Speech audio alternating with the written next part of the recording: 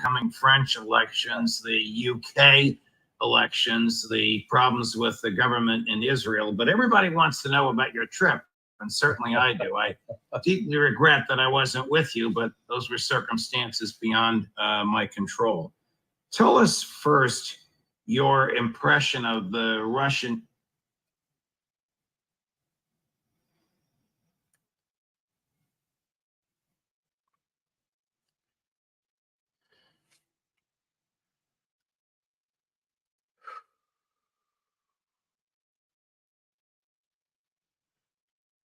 people and the commercial activity and St. Petersburg, Yorker, as a city, Carnegie's painter, that you viewed in the week you were there. It's just magnificent. People, city, everything. Holmgren, Carol Gilmore. He was. Hang on one second. Hang on one.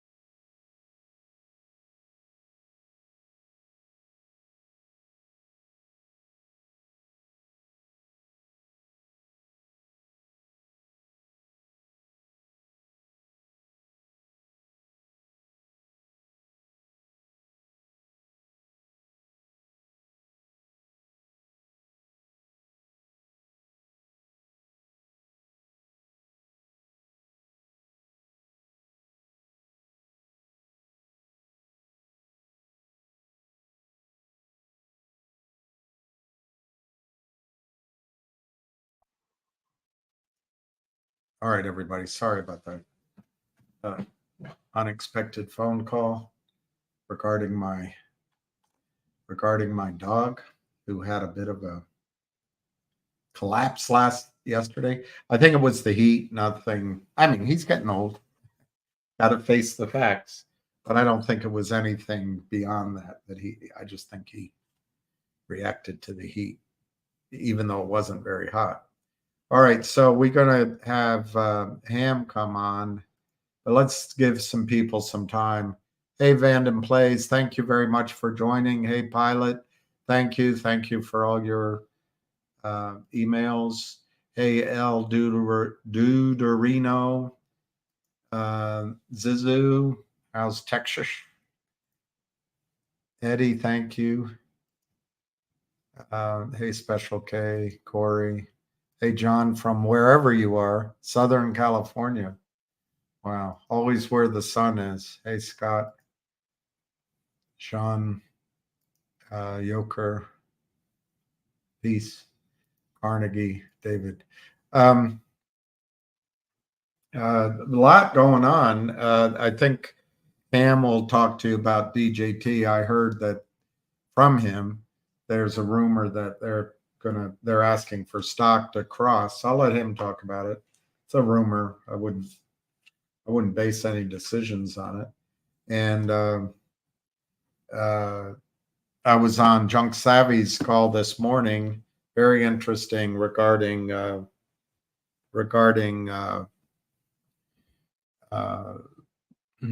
I guess both MMTLP and GME. She has some really thoughtful ideas on GME, and I guess it could be summarized by saying maybe he's going to let E-Trade exercise his calls. It's an interesting idea. Listening to her, I didn't get a chance to say it, but it might be that they are doing the rope-a-dope, letting the stock come back before they launch the algorithms. Because one of her ideas was at the end, he was saying, again, pretty smart on her part. He was saying, let's end it. So if you say, let's end it quickly, let's send it. Let's end it. Let's send it. And she was thinking that was meant to trigger algorithms. That's interesting. I like the thinking. And then on MMTLP, I noticed an enormous, not enormous, but I noticed 3 posts, and maybe they were all part of the same chain. I don't know. Talking about getting MMTLP trading again. Don't fall for it. Act. Move over to AST. They're just trying to get you to do nothing because they're trying to protect themselves. They're going to have a payoff. They're going to get paid at the rear end of it all. It makes absolutely no sense to sit on your Buttinsky and do nothing. It just makes no sense at all. Really. That's like being in a relationship with a girl you love. She's beautiful. She told you she loved you, and you go hot and heavy for a long time. And then all of a sudden you come home and then she's in bed with a girl. And you're like, what the hell's going on? Oh, she's just here because her husband beat her up, and you believe it. You believe it even though your eyes are telling you something weird's going on. Because you want to believe it. Stop wanting to believe what you want to believe. Look at the facts. Best you can. All right, let me see if I can get the hamster in here. Ham is on a call at the moment. All right, I'll let him call in then. They filed an S1. Big JR. Big JR. Let me see what kind of S1 might have been filed. While I do that, let's just go here. Before Ham calls in, let's just go around the league and check some of the scores quickly, because once he calls in, I won't have a chance to do it. He mentioned to me, start looking at Kodak of all things. He doesn't own it. I don't own it. But Kodak's up 18 cents today at 585. There used to be a gentleman here that would warn us about Kodak. It's interesting. DJT's down 2.5. The one I can't talk about is up 10 cents. The other one, the kind of twin, is up 4 cents. I'm really intrigued. RCRT is up 6 cents to 219.32. Thank God it's not at 220. I get a chance to trade it at 219.32. The whole frickin' market is rigged. The whole thing's rigged. Logic is down, although there's no bid. Logic has no bid. 0.00 to 0.0179. They have 131,000 shares for sale. I'm sure that's a spoof, and they have no bid. All rigged. All rigged. GME is down 4.32 to 23.95. Volume is 79 million shares. Finger motion is up, but it's under $3. It's 297, 295 to 298. And does that cover the waterfront? Oh, here's the one I can't mention. You never mentioned it anymore. Yeah. 0.0802, 0.0802. So I guess we just got to play this through. And I guess Reichman just has to see some people can't be told anything. They have to live it. So Reichman was given an offer last summer, and he's been given offers since. And I guess he just has to see it through. Well, good on him. Good on him. Good on him. All right, so that's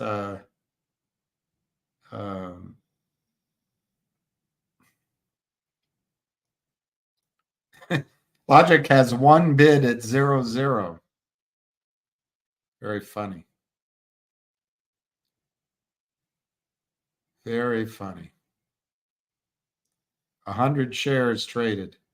All right, so to me, that means something must be pending somehow, somewhere.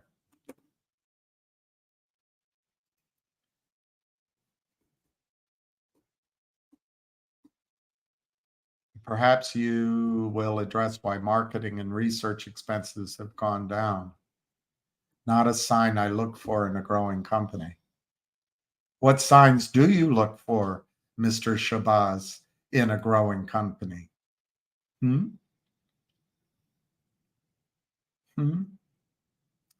As compared to what, Mr. Shabazz?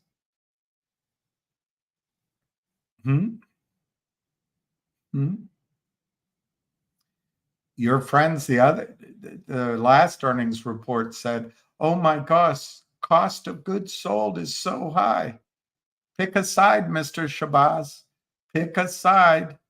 Don't come in and fudster and fearster and confusester inconsistently. Let's just be consistent in your fears. Hey, Brian, how are you?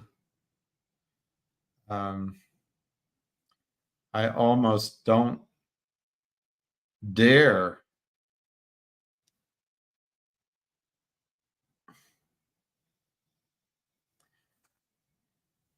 Narad Well, should I interrupt his call? What call is he on? We'll let him call in to me. You saw all right, here comes Mr. Shabazz. You guys listen to Mr. Shabazz. He cares about you and your investments. I look for increased marketing and research expenses for a higher future revenue. But wait a minute, doesn't that increase cost of goods sold? And that's a terrible metric. A decrease in margin of COGS, decrease in operation expenses. You're so smart, Mr. Shabazz. I mean, that you could take the time, come into this space and give your excellent expertise and eyeballs to the balance sheet and the financials of Finger. It warms my heart. It just warms my heart. The care, the concern. You're welcome anytime, Mr. Shabazz. Oh, he's having his conference call. Oh, because he got impatient that I wasn't going live. All right, I'll call into him. See what happens. William there? Yeah, I'm here. Hold on. All right, everybody. I just had William join in. We've been trying to connect. William, I just started going as I was in the car, and the news is just too crazy, and I had to get it out. And just for those, I'll just repeat a little bit. William, I talked about GameStop, and I believe that the company is being forced to do these secondaries. And I think the street is, the short sellers taking advantage of that. They're going to try to bury Warren Kitty and all the retail people. I think the hedge funds are walking away from the trade. There's no more buy the dips and let it rip anymore. I think it's the other way. I think it's short the rallies and let it drop. I think it's that way now. I think it's the opposite way. And I've been saying it for a couple of days, and we both discussed that. So I talked about that. But a funny thing happened, William. Today, DJT did some filing where they're going to sell a lot of shares. And I think Donald Trump is selling 70 million. I think they're I going to haven't sell gone up to 146,000 shares of common stock. that 146,000. Million, sorry, million. Oh, okay. Million. You know, we've heard the short is 700 million shares. So I think that the SEC and the NASDAQ have gotten heat from Devin Nunes. And I think that they're putting together a big trade. I think a short seller. But it could be at higher prices, right? It could be anywhere. But I Yeah. just think that for him to file to sell, okay, is telling us that there could be let's say the NASDAQ and the SEC are looking at the blue sheets now, and they're fainting because they know the number is 700 million shares. The SEC can see who the short sellers are through the blue sheet investigation that Devin Nunes is calling for. And Devin Nunes and the NASDAQ and the SEC call the shorts up and say, hey, you guys got to start buying it back. They call Devin Nunes up and they ask him, how much does Trump own or whatever you guys can sell? And the number is 150 million. If they can get a buyer from a short seller of 150 million, you're going to see that trade go up. All right, that means the buyer is the short, the seller is the Trump, and Trump's probably there sitting there saying, okay, we'll do it at 50. We can do it at 60. It could be done at 70. I don't know. But there's something going on for them to show their hand like that. I said it to Steve Rosenberg while he called me up. If the stock's not down 20, then I look for something like this is going to happen. All right, something like that will happen.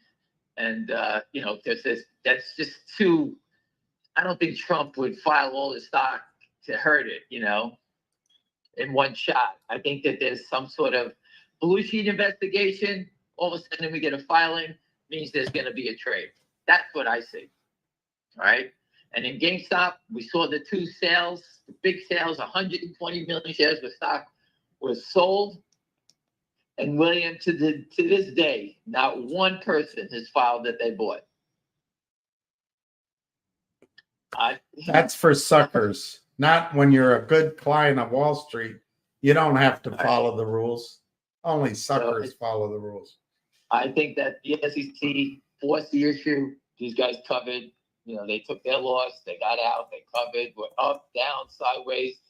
Who knows what the prices they're doing these things at? But again, Roaring Kitty made his position known, and they said, "Okay, let's wipe this guy out." That's what I see. That's how Wall Street is. Wall Street's not your friend. To all the retail people that are joining in, it's a tough game. I've been doing it a long time. I got more lumps on my head than anybody. I understand it. And once you get your lump, you understand not to fall for it again. So I tried to relay that to everybody. Don't fall for it. But it's, people yelling at me. I'm wrong. You're an idiot. I got it. Don't read it. I don't give a shit. All right. Just giving you my opinion on it. All right. Finger motion, William. I'll move to that. We've been hearing that the company's been approached. People are trying to buy stock from them. I don't believe they're going to move on it. I think Martin Chen said it in your video that he's not raising money down here. That's true. So, and they also put a press release out to that effect. If you right. So again, maybe I can't guarantee it. If someone puts a gun to the head and they're forced to do it, that's a different story. But I don't believe they're going to do it. I think that the company's on our side. I think they've been on our side for a while. And I think that the warrant, we're waiting for it to get approval. And I heard from a big holder, they're trying to lower the price on it. So it gets it into play immediately. So the company's doing the right things. The SEC is going to approve the warrant. It's just normal business on Wall Street. It's nothing that's added. It's not like they're issuing a Picasso or a special coin that will not be approved. this is something that will be approved, and I think it's just a matter of when it's going to come out. And that's what I wanted to talk about, William. I gave you all the scenarios. I think DJT, I says, I don't know if the trade's going to be above where it is now.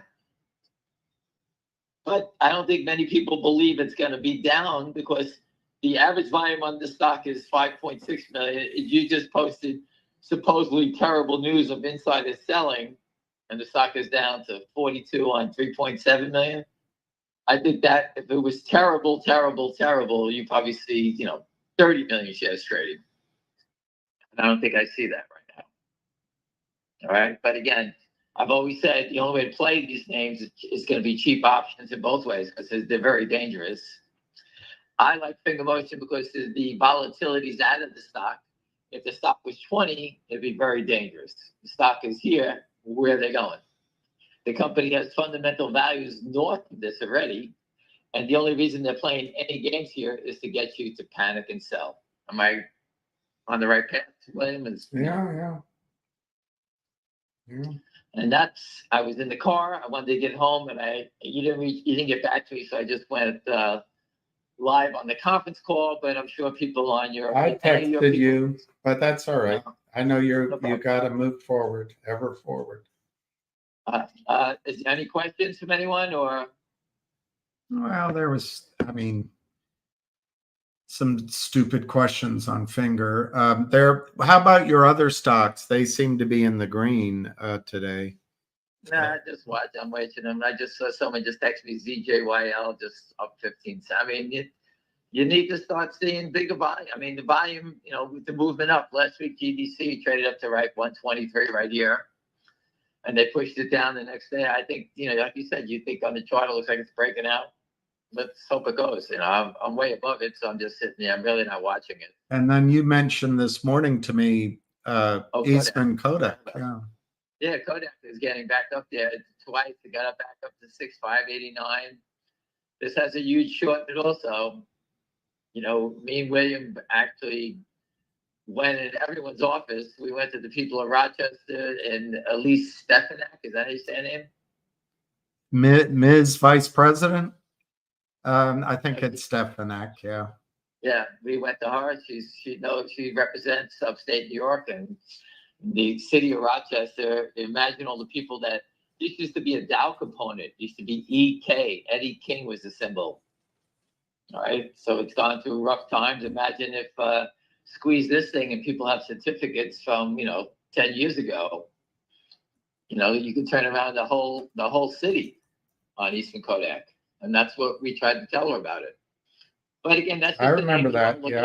Yeah, I remember. It's just the names you want to look at it. Just another name. There's just the GameStop, AMC saga is going away, and now you got to look for other things. You want to go play GameStop? Knock yourself out. I'm not going to tell you not to. As far as somebody pointed out that Finger has earnings July 12th. Yahoo says July 11th through July 15th. They have it every quarter. It's like clockwork. But remember, Finger is on a slight jog compared to other companies. So that'll be their second quarter for 2025. And remember, William, tomorrow, the real short sell of 2,060,000 shares, it's updated. I do believe that there's been plenty of washing, and I think that the real short number is going to go down. So if anybody does own Finger Motion, if you want, call your broker up, do not lend them out. Make the call, and just say, do not lend it. Because if they can't lend your stock out, they got to buy it back. I do believe that the real short is tied to the criminals, Lynn Partners. And I think that they want to clean that guy up, get his position wiped out, move it all to the naked short side. And this way, when it does blow up, the real short doesn't get hurt, and only the naked short gets hurt. So I'm curious to see what the number is going to be tomorrow on the real short. I posted the link. You can check yourself.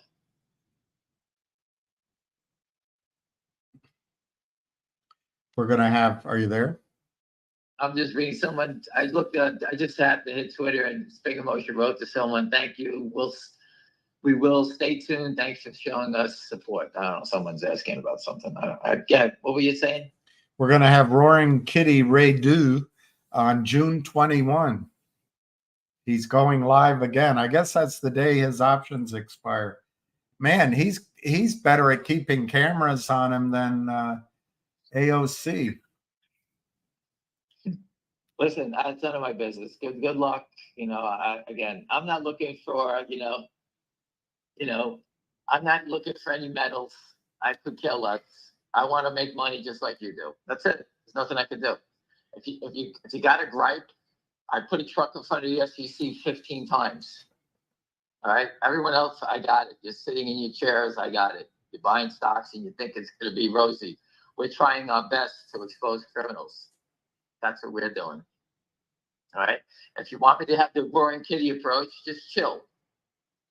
That's what you do. Chill. Oh, that's so cryptic. When finger goes down a quarter, I'm burning up.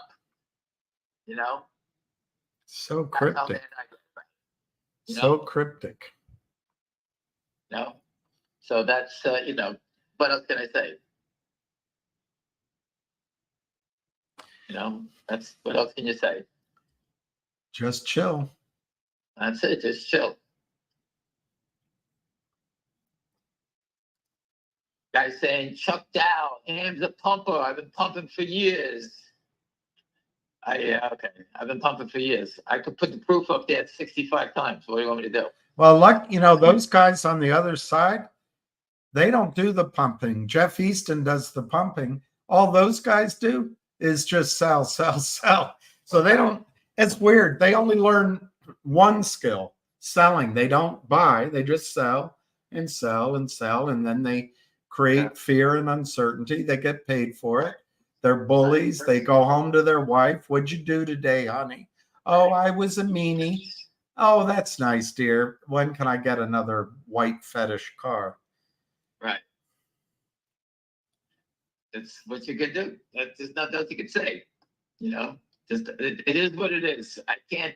We can't force the issue. The SEC, we went to the FBI, the DTC, everybody. I can't call anybody. I don't know how else to call anymore. No, there's no one. That's the saddest thing. No one in the supposed adult part of the room cares. Right. If you play Monopoly, there's a rule book. If you go to a casino, there's a croupier. You go in the American markets, it's just let Jeff Easton get fatter and Kurt Kramer buy bigger, nicer suits and steal from you. As long as Gary Gensler can be Secretary of the Treasury, let's not worry about it. Let's just look at it. We're fighting to expose criminals. We have.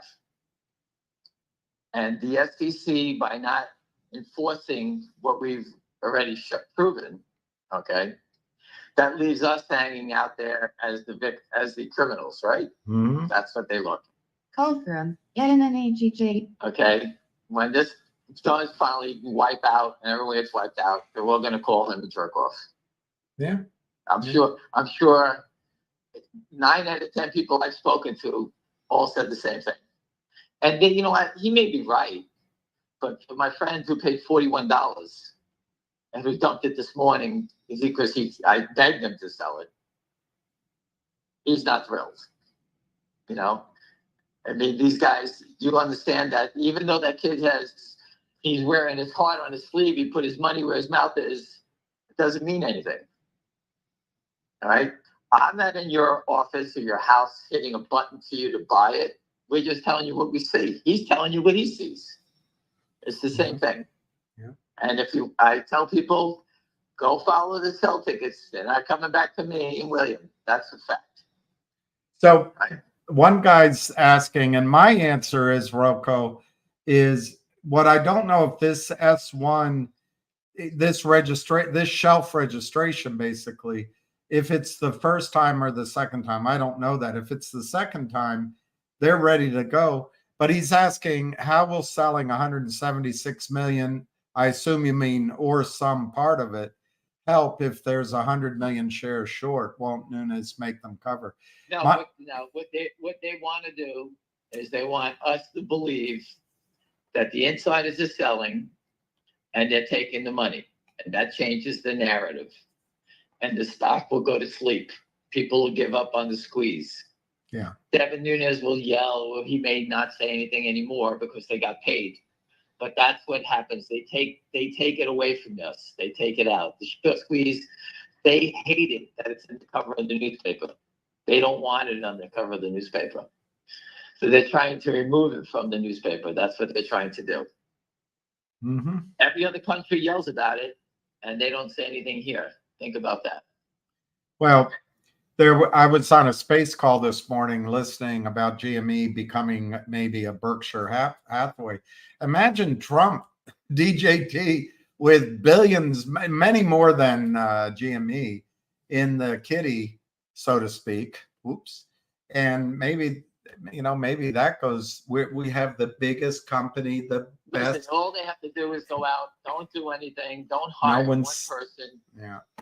Don't hire a person, do nothing, go buy Bitcoin. Hopefully it goes up and you make money. Who cares? Yeah. And that's the ultimate slap to the SEC. Say, hey, we raised all this money. We will not spend a penny.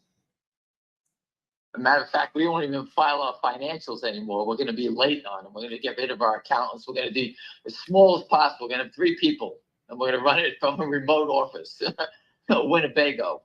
That's it. That's what I would do. And just say, show the SEC, oh, we got billions of dollars. We're just going to do this. We're not doing anything else. We're not going to hire anybody. And that's the disgrace that they created. And that's it. So Gerald is asking if the SEC makes companies sell shares to help the shorts, will we ever be able to catch a short squeeze?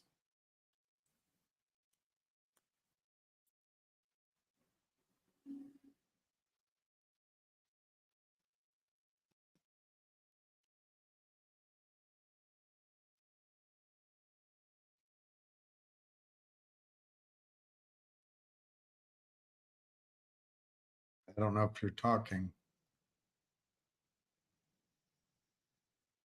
Call ended. The call got disconnected, Gerald, so I don't know what happened. We'll have to let him finish up. I didn't do anything. It wasn't me. Wasn't me. It wasn't me. It might have been the shorts.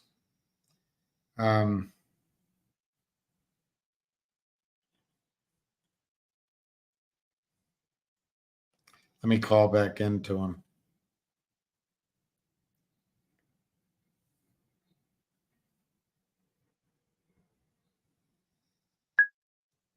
I'm back with you, William.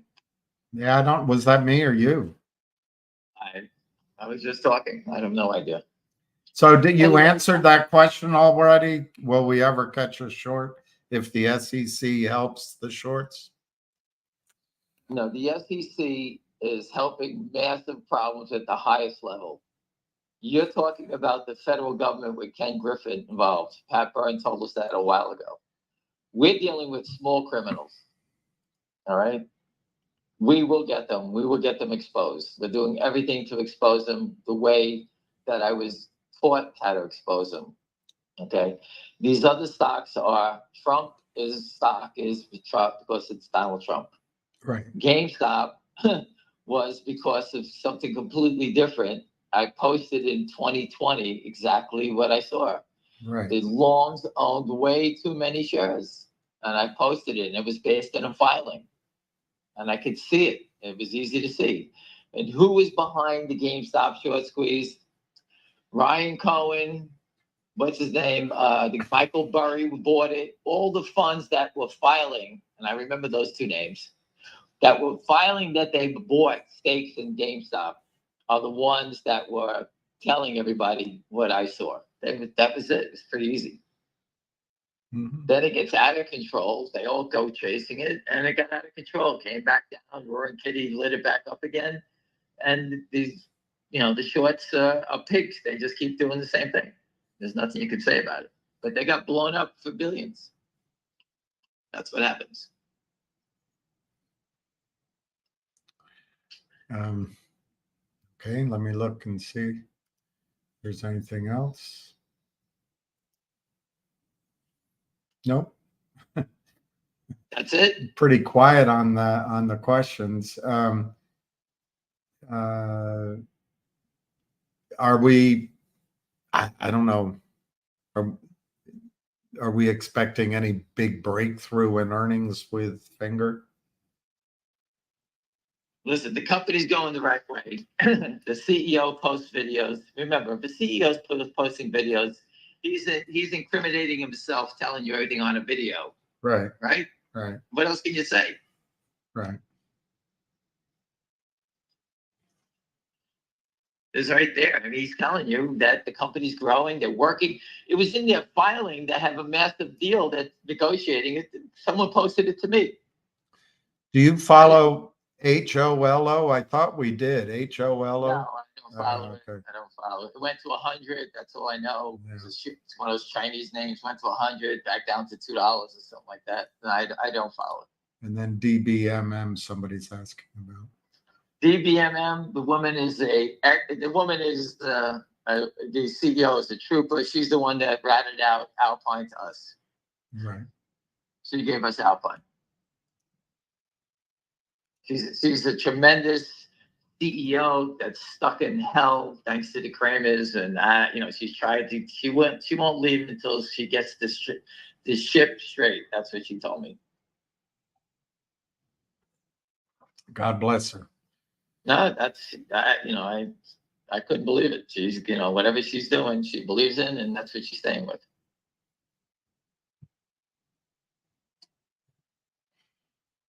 And for those that don't think I'm running away, I've been saying the same thing for years. I don't run away. I just can't say anything in GTI anymore. There's nothing to say. The company needs a fundamental play behind it. The CEO is 90 goddamn years old. It doesn't do anything, and we can't do anything about it. Richard Hoffman is working with some of the biggest shareholders that I know that locked up 20 million shares of stock. That's two groups of people that I know, 20 million. All right, they locked up their shares to force management to leave so they could put a fundamental play in here and turn it around. There you go. What else can I say? For those being nasty to me, we're doing everything in our power to make it happen. And my friends own 20 million shares, not a million, not 500,000, not 100, not 20. And I understand people are in here losing money. But people that followed me, we were reporting on GTI way below $1, and it went to 9. And I always believed it's going to go. But whoever thought that the depository trust in Alpine would commit security fraud and not tell us about it? I don't know. You tell me. What would you like me to do? That's the police protecting the criminals, not me. All right. And now you got Jeffrey Easton, short this stock, him and his buddies. They can't get out of it. There's no sellers in the stock but them. I've never seen a stock. I even asked the SEC, the company has fundamentals. How could the stock just go sideways for a day? It doesn't even go sideways. Every day they're trying to tick it down, tick it down, tick it down. I told you, real shorts let stocks go up. Why? Because they want it to go higher. And as I speak, the bids disappear. Now there's 500 to buy at 291, and there's 2,900 at 95. They don't want it to go through 3. I don't know why, but that's what they want to do. That's just the way. Without a trade, it went from 5,000 to 600 shares. Whatever number I just said, it just changed. It's just remarkable that they sit here going, who's doing this stuff? It's so remarkable. I'm bored looking at it. And these idiots keep going back and forth, trying to shuffle the deck, thinking they're going to scare everybody out. And the company is going to fundamentally fall apart because they're moving stock back and forth, 100 shares back and forth. William, let me just end it with this because I don't want to do this all day. The company 35 days ago, first it presented in Atlantic City maybe 2 months ago, I guess that was, where you have an opportunity to film them and did a video, a Q&A with them, and you posted it. Yeah. And the company was very positive about everything, talking about what they're doing. Then the company rang the bell at the NASDAQ. They had this wonderful experience to ring the closing bell at the NASDAQ, which I was not able to attend. William was there. I met them later on with the IR people, and the company had people, investors from Asia that were there, and I knew a couple of them. Very wealthy people, no one selling their stock, all excited about the wonderful experience that the company has gone from a small company to the NASDAQ and now ringing the bell, a very prestigious thing. Since that point, the stock has gone down from almost $4, breaking $3. We're down, what was it, down 26% now, 27% on good news. No bad news. Earnings, everything's going the right direction. And they just keep manipulating it down every day. I don't know what you have to do to be a public company just to get your stock to go sideways, be unchanged for the day. I said that to the SEC. How is it possible every day? The same nonsense. And that's what we have to deal with. The evidence, it's like watching a car wreck every day. It's the same thing. They just go back and forth. I can't control market makers crossing shares back and forth. The cost to do this business eats them alive every day. I told you that. The short squeeze number was 450, whatever it was. It's got to be down to 440, going lower every day, 430, who knows? And that's the break-even point. That means once we, let's say the stock is 3, passes 440, every share they sold would be a loser. That it's bound to happen. They can't keep selling it because they keep lowering it down. The company's fundamentals are getting stronger. Eventually, it's going to overtake the other side. Where are they going? They can't get out. And you sit there, and we always discuss this. In GTI, we discuss it, that eventually, they're going to get caught. It's going to happen. When we started this fight, no one was talking about naked short sellers, but people here, from the beginning, we talked about it. We've all said we're going to stay till we carry them out. And here's the government on GTI. They have the proof from the DTC. They didn't do anything. We put the truck in front of the SEC, the DTC, you name it, the FBI, everywhere. Even at their enforcement conference. How would they just look the other way? That tells you how bad this is. And I believe the low-hanging fruit is going to get caught. The Kramer's already been caught. Guys like Savvy, Lynn Partners, Jeff Easton, Yorkville. That's the low-hanging fruit. Those are the people that are going to get caught. And I think the DOJ has no choice but to start arresting these people. And when they get arrested, William, Christian just put up a story about the guys from... what was the name of that fund? Wang, Bill Wang, Archeos. Yeah, that they're all really, ratting each other out like crazy. And I'm just looking under her name. I read the thing, financial authorities to develop monitoring platform for illegal short selling by March of next year. That's South Korea. Talk about, telling the way it is. It's remarkable. South Korea is doing their job. And the U.S. make it believe like it never happened here. And it's our fault. Yeah, Bill Hang faces dangerous testimony by his head trader. Wow. Wait until Jeff Easton's up there and everyone starts ratting him out. Oh, he's got a very supportive following on Wall Street. Yeah. They don't want to lose that kind of talent. They're going to rat him out fast. This is a guy running $20 billion, and they're all ratting on each other. No one wants to go to jail for 20 years. Jeff Easton's just there because he's a good liar. They can find another liar. Just to recap, we were with some gentleman who was in his office, and he said, Jeff Easton is a slime ball, and at 100% he's orchestrating the short squeeze here. Yeah. The short and distort, whatever you want to call it. Yeah. 100%, he said. Not 98, 100. So, I mean, these guys are just criminals, very obviously what they're doing. And it's just a matter of when they go. We're not going away. And thank God the company's fundamentals have kicked in, because now he has a serious problem, because he could push it to zero and try to squash their business. The company doesn't need zillions of dollars to build a business. They're getting contracts in China. And last I looked, Jeff Easton has no connections to China. So he can't stop what's going on there. And for those who, don't believe us, go read about the partnerships that Finger Motion has and the opportunities they have. It's in the videos, it's in the filings, it's right there. So I look at it, they're just pushing it until, like William always said, you can't hold the balloon underwater. Was it a balloon, William? What was it? Beach ball, but it's the same. A difference. beach. Okay, a beach ball underwater, because then it's just going to pop out. Where are they going? They can't push it down. They're going the wrong way. We both said the same thing. The downside risk is up because the fundamentals are kicking in, and it's going to turn the stock up. It's a very unique situation when you have that. These other companies are trying to build fundamentals.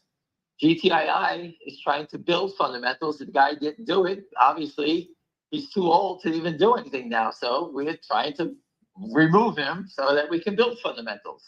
And I hope we get him out. This way we can show you what happens when you get fundamentals, because there's no reason to keep selling it down. It has to turn. GameStop now has the money to do what? Build fundamentals. Before, they didn't have the money. They got all the money, GameStop, from what? A short squeeze. I told you before, the best business plan on the street is a short squeeze. You don't need anything. If you can break them, you raise the money, and then you can do anything you like. I said the same thing today as I said years ago. Anything else, William? No, nothing else. All right, I'm going to go enjoy the rest of my day and try to clean my green pool, which is greener than green. All right. All right, have a good day. Call ended. Look, let me answer your questions. I can't listen to the same thing over and over and over again. I don't know how people can do it. It's so boring. Look, there's some activity going on. Let me call your attention. I'll come back and answer these. Why do I look so sad? It's not sad. It's just boredom. Just just mind-numbing boredom, going after the same stupid concepts, ideas over and over and over and over again, dealing with the same criminal minds over, and they're all stupid. It's not even interesting. That's all you're seeing, just boredom. All right, let me show you something. This stock right here is RCRT. This thing is trading today. I'm really impressed with the movement in it. It's up to 225. So you can see my green line here, very fat finger line. That green line delineates sort of a test of puncturing resistance 1, 2, 3, 4, and now the 5th time. You could argue 4 times, but let's just say it's 5 times now. If it gets through sort of 225, if you look here, the highest one is 250 something, but the highest sort of before that, or maybe 225, 230. Where can this go? I don't think this shelf of trading here in the $2.75, $3 range presents any kind of resistance at all. It might, but I don't see it.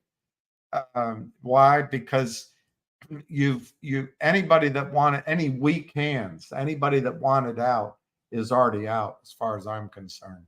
So if this breaks out here, this is an interesting one to watch. The other one I can't talk about, but one of Ham's stocks that is at the end of the alphabet, it's up 15 cents. His daughter's stock is up 5 cents. So there are some share trades out there.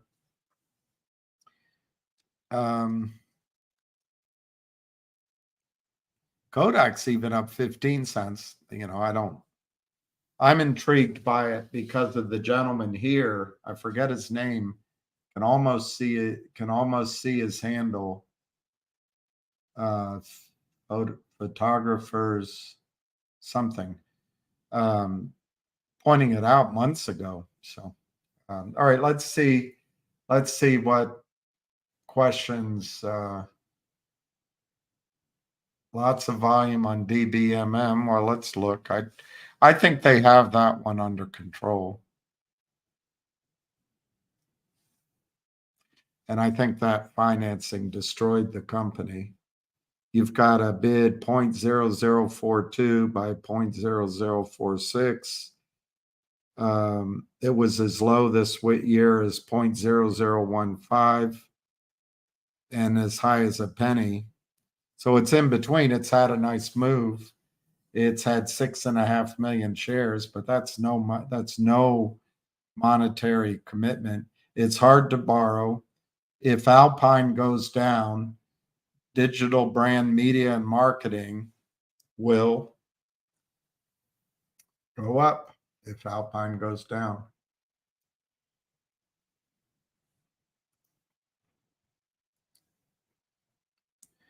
DBMM is better than GTII because they actually have a business. Well, I think there's a large short position, just like reportedly with GTII. They have a CEO, Nico. That's not her title. It's a Canadian title. I forget what. Who's on the side of trying to drive pressure on Kurt Kramer. Alpine, if Alpine were to go down, I think it would, and there's a buy-in, it would be a positive effect on both GTII and DBMM, potentially. I think GTII has whales involved. I'm not sure that DBMM does. I've listened to the business plan at DBMM. Sounds interesting, but all these companies have similar ideas, like COSM couldn't raise money until they bribed some people, the shorts did, from GTII, and all of a sudden they can raise 35 million. Roger Rabbit couldn't raise a dime with his stupid business plan, and then all of a sudden he jumps out in front like a drum major. This is my fight against the shorts. Where is he fighting now? He just jumped out in front, get a deal done, raise some money, and he's off to jetting around the world with his very proper accent, and he can go on to yachts and into meeting rooms. He's very important, and you know, they just get the money out. They just come in front to get the money. Anyway, you could be right on DBMM. Any idea when Apple will announce? Well, I guess the Apple deal's going on now. I don't know that Apple's going to. I'm not quite sure what you're getting on here, but let's. Apple has a hard road ahead. In China, China has mandated the move to 5G phones. And it goes province by province by province. That's probably not the word. State by state by state. I know that's not the word. It doesn't roll out countrywide, prefecture by prefecture, whatever the term is in China, republic by republic. And they're doing that. They're moving to 5G. Part of that process is that China and businesses and finger motion are moving to rich content services, rich content messaging, rich content videos because of 5G. And this opens up a huge world of revenue for Finger because the Chinese government is mandating as you buy a 5G phone, which you have to participate in the 5G system that China is building out while we're bombing deserts and attacking the world's largest holder of nuclear weapons. China's actually building out infrastructure. Finger Motion has a contract with the world's largest warranty insurance company to get 25% of that annual fee for very little cost per customer. And high margins. But Finger Motion is moving its text messaging and SMS business, which they used with business customers as a way to contact Chinese consumers. It's all moving to RCS. It's all moving to the rich content, videos and messaging. So that's huge. That's happening to Finger. Now, Apple announcing it for their phones is, of course, going to be important, but I'm not sure that to me, I'm not sure it means a lot for Apple. Maybe it does to the extent that they charge application creators a third of their revenue or half their revenue. But I think it probably means a lot to people who use Apple and other phones to sell their services, etc.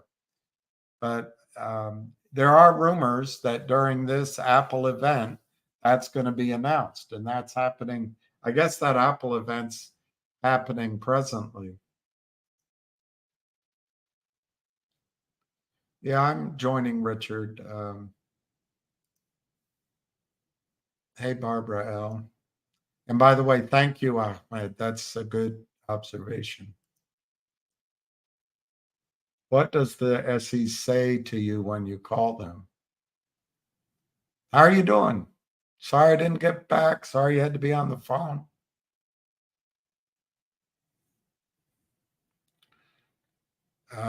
In my case, when I spoke to the SEC, and I would call back and back. I haven't done it in a while. Maybe I'll do it again. The one thing I remembered when I focused on Kurt and Seth Kramer and Big Nose Mayo is they said to me, just lay out your argument. You don't have to send us a lot of facts or detail. We'll do our own research. It's one thing I remember. They didn't want to see a big stack of information. They've got it all.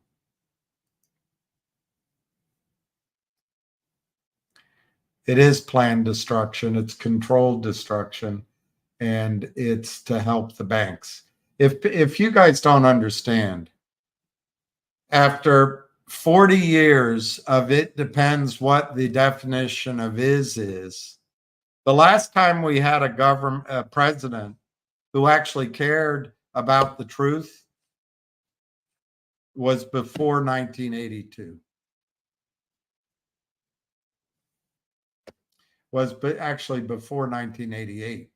No, before 1992. I got to get my story straight. 80, 88. Yeah, before 1992. We haven't had a president concerned with honesty since then. Except for one, but that'll be controversial.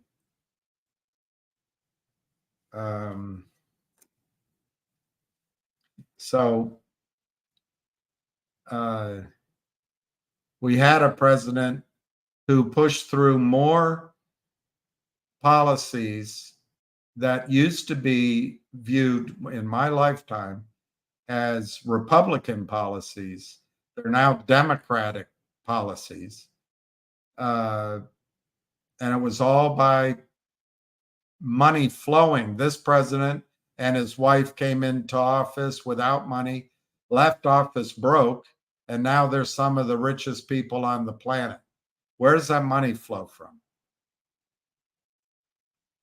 The banks control our government, because we argue about whether or not one president, when he was tall, blonde, billionaire, television cameras, out at the parties, whether or not they allowed him to grab them by the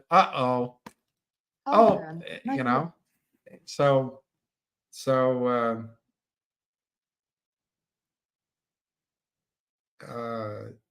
we argue about that.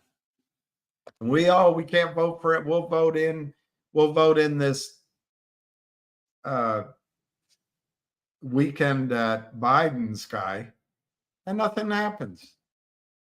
But we get what we deserve because we focus on complete inanity. Complete inanity. The world is on the verge of World War III. I've had several people ask me, well, who started the war? If you listen to CNN and Richard Maddow, it's that horrible, or Hillary, it's that horrible Hitler type in Russia that started it. There's no evidence of that. None. There's no evidence that he wants to start a broader war. Where there is evidence is that Victoria Nuland, in particular, and the neocons in the United States of America want to pick war with Russia. They also, their candidate lost her election because she's completely unlikable, and she had to blame somebody, Russia.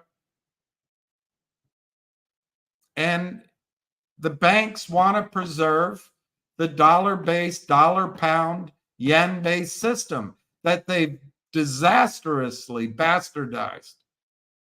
It's all fraud.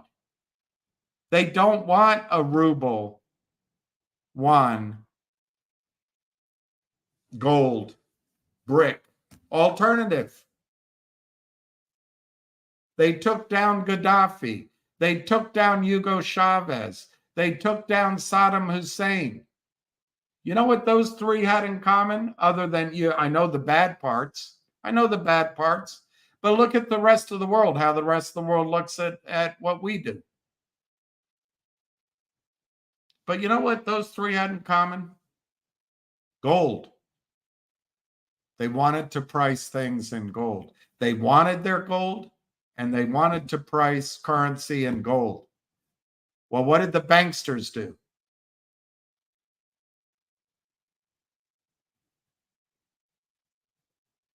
With a woman who now has blue eyes.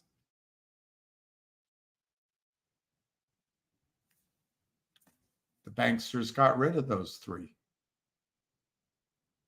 And who's next on that list? Gold. Alternative financial system. And more importantly, Russia has oil. Why is the dollar supreme? Oil. Why do you think we're going after Russia? But we get all caught up in everything else. We don't care about 600,000 people killed, Ukrainians killed. We don't care about that. Zelensky is one of the most corrupt, if not the most corrupt leader on the planet. He's more corrupt than Ken Griffin. but we lionize him as if he's Winston Churchill.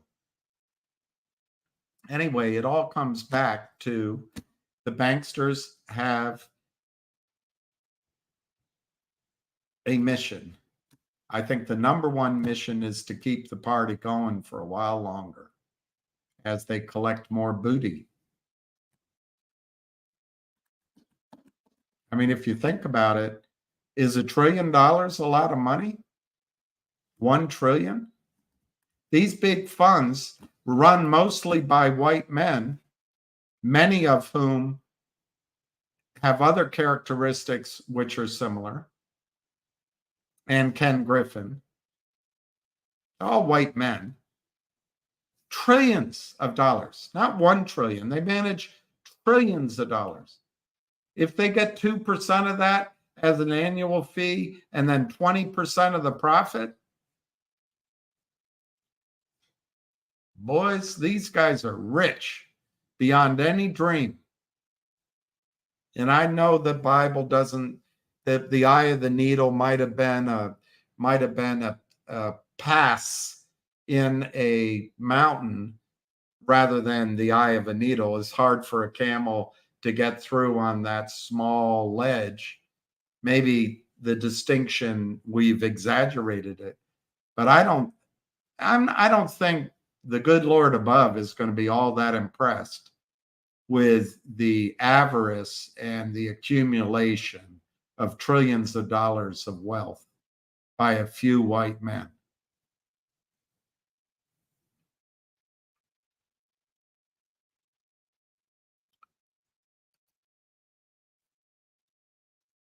Hey, Barbara. What would the update be, Paulie? Let's just look, Paulie. I don't know what you expect from the update. I'll call in. My computer is frozen. I'll call into the SEC and ask, hey, pal, what's the, I can't find it. So, Paulie, I'll call into the SEC after we get off. I'll ask to speak to whoever's in charge of the approval process for the finger warrant. And I'll see if they'll tell me, just one investor, instead of announcing it to everybody once they approve the S1. Finger Motion filed to issue a warrant at $7. It is being approved by the SEC. Apparently, the last time, 2 weeks ago, Ham mentioned that the SEC had questions, including updated financials for Finger. Finger did that. The SEC still has not approved the warrant. Nothing Finger can do about that except be responsive to SEC questions, which Finger can't tell us about. They can't disclose what the SEC is asking for.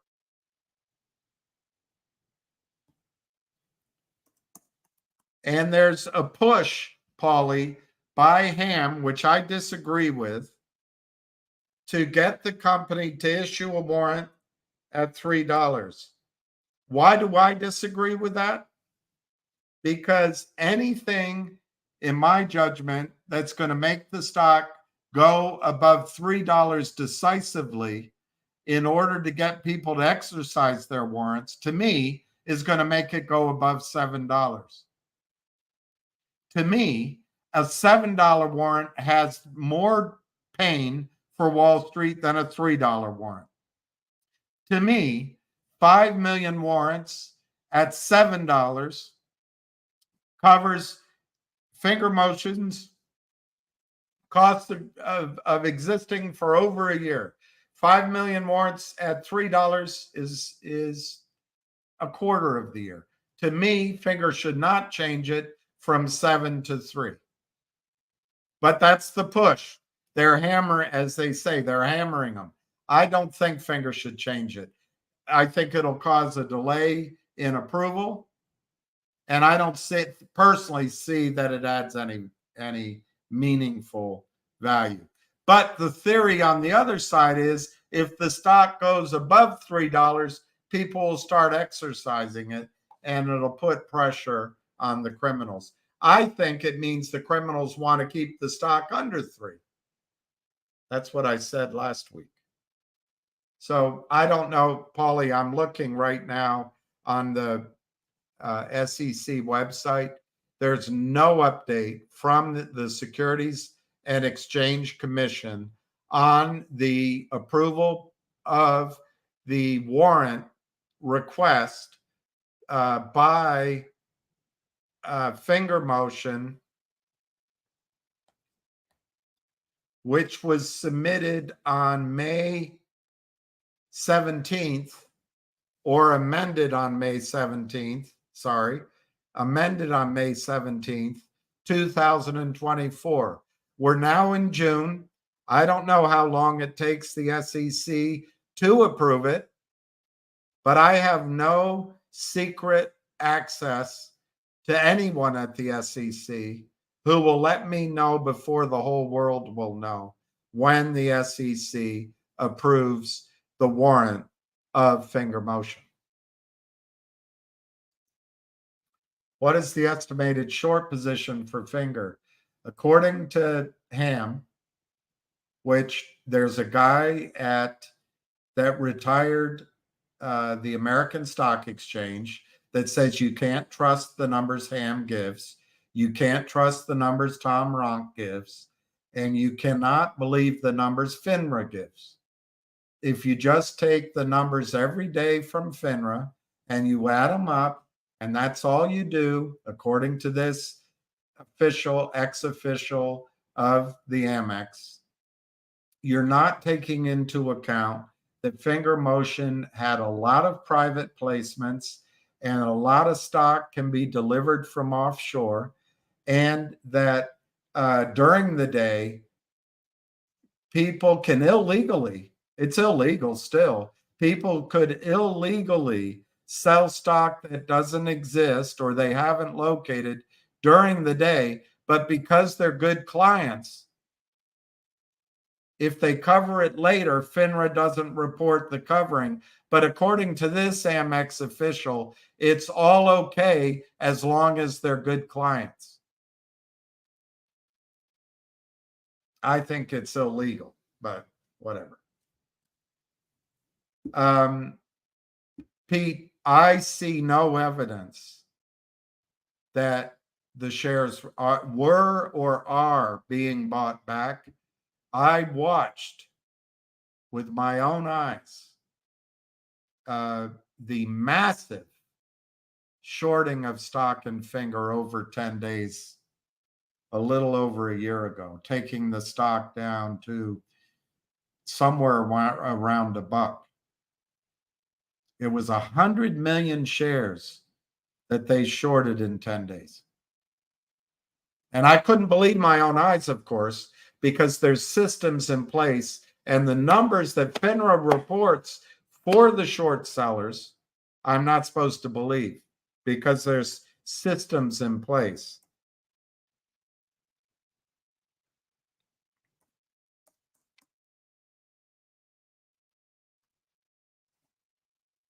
One of the negatives of being on NASDAQ is you can't track it.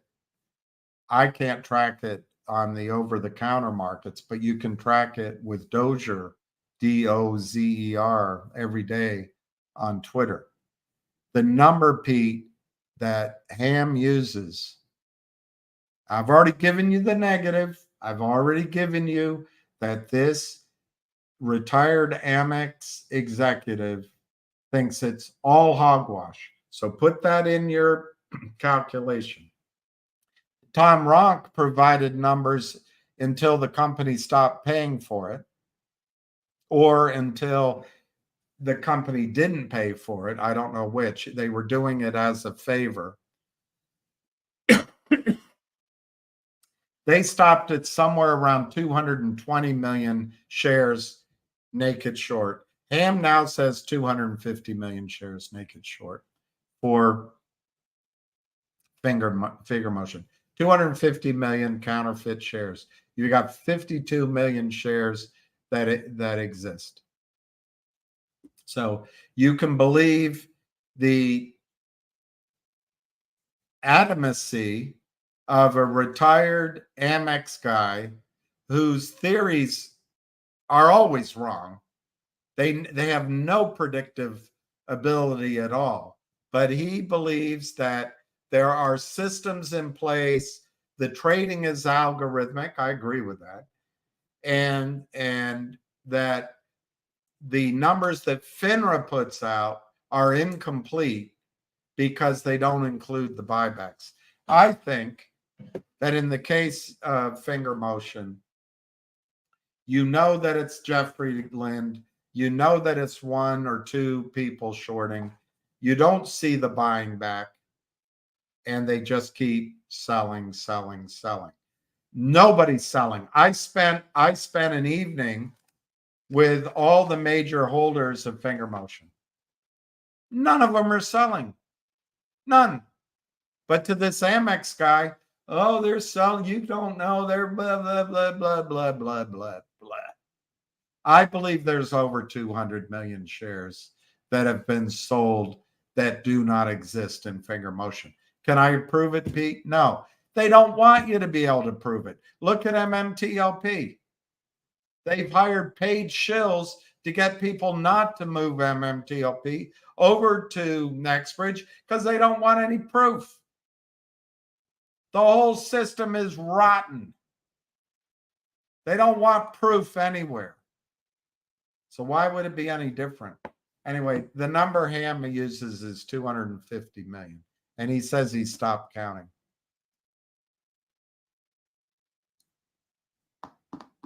Does the government make these companies sell massive amount of shorts stock to help the shorts out? What's the government paid?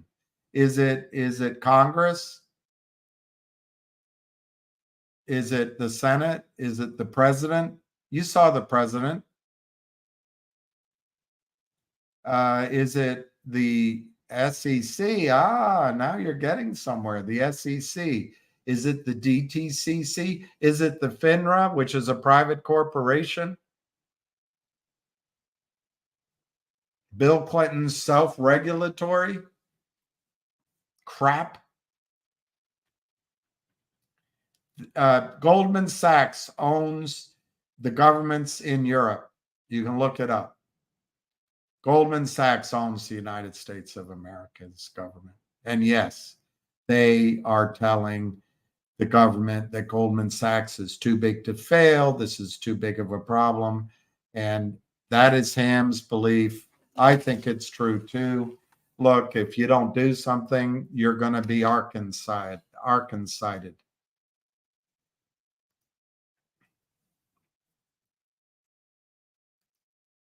Oh, wow. I got behind. Mark, I was looking that way because I was just bored out of my mind. Absolutely bored out of my mind. I couldn't hide it. Hey, Scott, how are you? That's right.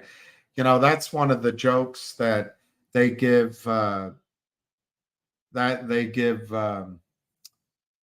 Macdonald great credit for. That movie that Carrot Top was going to be in, the name of it was Chairman of the Board. And Norm Macdonald said, I know how they spell board, Bored, and everyone laughed. I made that joke in a board meeting years before that. But I didn't get the laughter. I didn't get the peals of laughter and the, wow, he's so smart. I didn't get any of that. I feel cheated.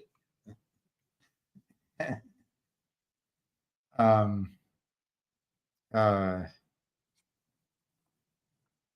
love Norm Macdonald. I think he's great. Don't talk about it. Oh, all right. Let me see if I can find it. I'll do that. Let me while I'm answering another question, let me see what Billy Ray says.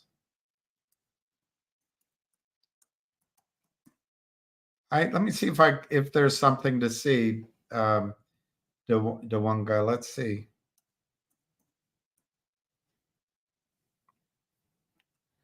just by the chart. Charts are pretty innocent, aren't they? Well, there's still risk. There is still risk. Let me see if I can get a shorter chart.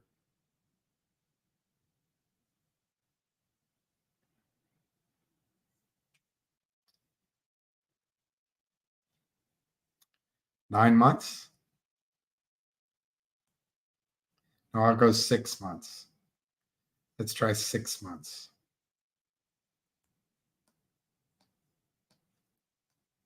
Update chart. I don't know what that music's all about. I didn't hit any music buttons.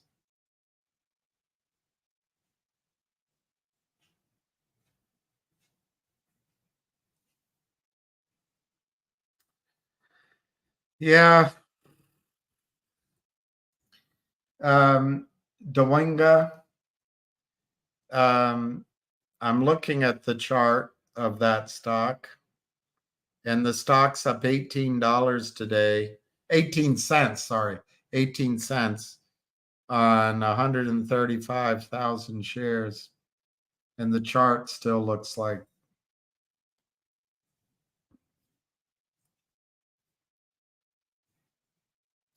it's got to break 290, and then it's probably got to break 325.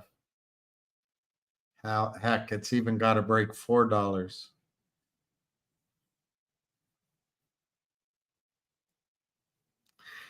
As much as Dewinguna, I'd love to get all pumped up.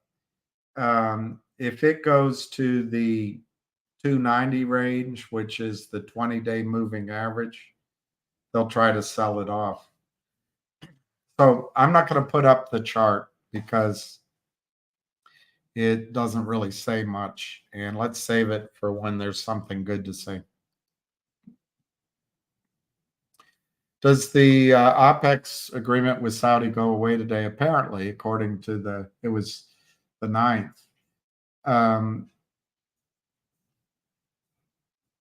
I was gonna talk to you guys about that. I guess I still could if I have it here. Let me see if I have it.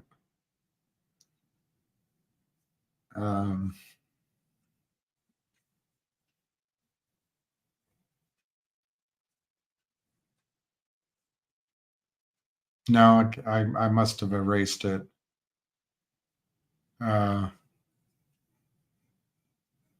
And we can do it as after I go through the questions. I can try to find it again.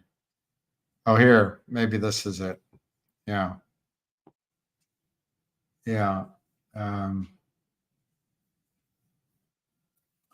This is an article I found from the Foreign Policy in Focus group. And the title of the article, this is just a week ago, from petrodollar to mineral yuan. This is written by Juan Manuel Schoman and Brandon Jima. Despite his controversial legacy, it's difficult to deny that Henry Kissinger, Doc Kissinger, I saw him once at Cafe Milano. I met him. No one recognized him except me. So he came over to say hi, and to my friend who was sitting with me. She didn't even know. She was, I guess, too young to remember. I didn't get a picture though, because when I shook his hands, I immediately felt like I should what? Because I'm old enough to remember when people thought he was a war criminal. It's difficult to deny that Henry Kissinger was one of the most brilliantly influential minds of the 20th century, although perhaps most well known for his role in steering the Vietnam War. His actions in the Middle East in 1974 arguably had a more profound impact on the future of the United States and its global economic hegemony. In 1971, faced with a crisis of rising inflation, they blamed Jimmy Carter, but here's where it is. Faced in 1971, faced with a crisis of rising inflation and the country's first international trade deficit of the century, President Richard Nixon shocked the world by unilaterally deciding to divest the dollar from the gold standard. The end of World War II and the Marshall Plan ushered in an era of interconnected economies.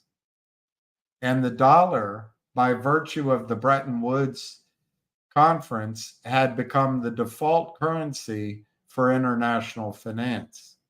Without alternatives, the rest of the world was forced to weather the consequences of this economic disruption. And man, you know how Trump says, go woke, go broke? We've put people in the White House now just determined on just accelerating our path to oblivion. But I don't think we're there yet. Billy Ray. Without alternatives, the rest of the world was forced to go along with it. Although Nixon had successfully bought some time and political goodwill at home, the loss of a gold backing created a vacuum which needed another commodity to fill. A significant contributing trigger for World War II, particularly in the Pacific, access to oil and the ability to refine it, remains at the forefront of geopolitical discourse today. In 1945, the Roosevelt administration deftly arranged for Saudi Arabia, the world's largest oil exporter, to provide the United States with a reliable stream of oil in exchange for military assistance and protection. Well, partly this was because the Brits were so aggressive, so arrogant, and dishonest in the Middle East that the king didn't trust them. It kind of reminds me of how we're being now. And this talks about military assistance and protection, but the protection really was for the royal family as much as for the country. Although this relationship continues today, it has not been without significant challenges. As the architect of the peace negotiations at the end of the Arab-Israeli War of 1973, National Security Advisor, later Secretary of State, Kissinger, saw an opportunity emerge from the crisis in exchange for supporting some concessions against Israel's expansionist ambitions, which have never gone away and have been there from the get-go, and continuing the Roosevelt era military sales and defense agreement.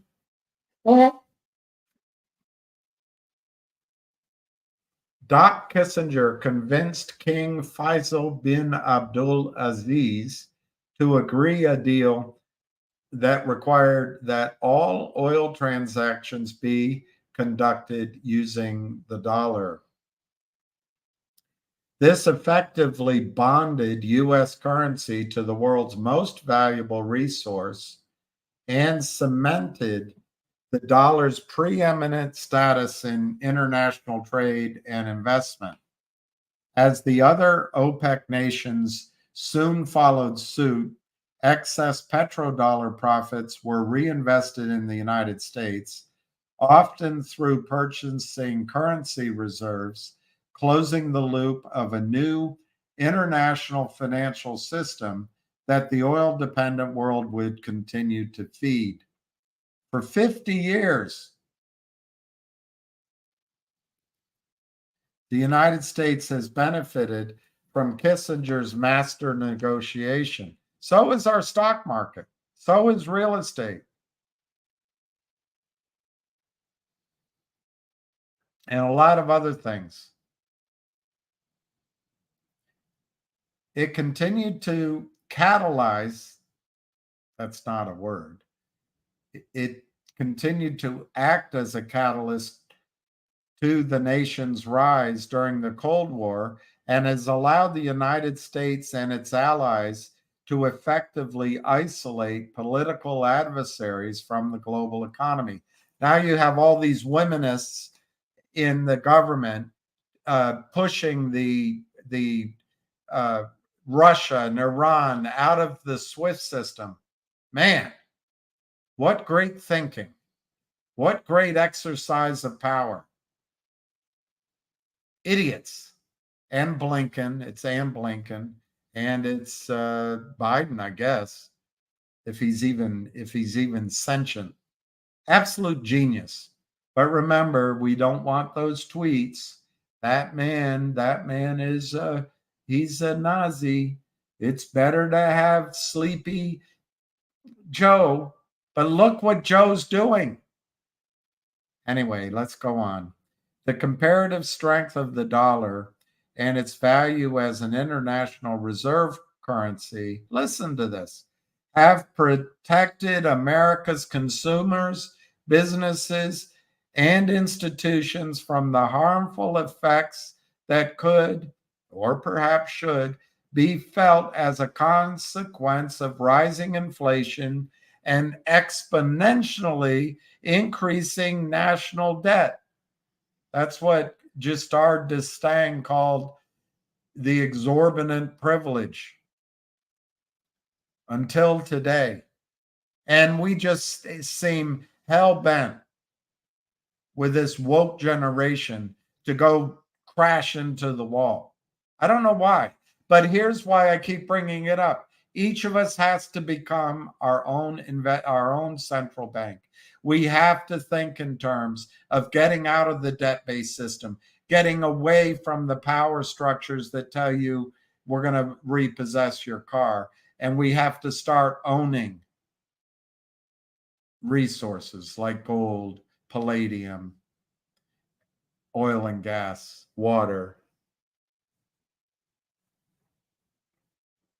With the growing popular concern for the consequences of climate change and the dramatic rise of a new global power, cracks are beginning to form in the delicate foundation of U.S. economic supremacy. Beginning.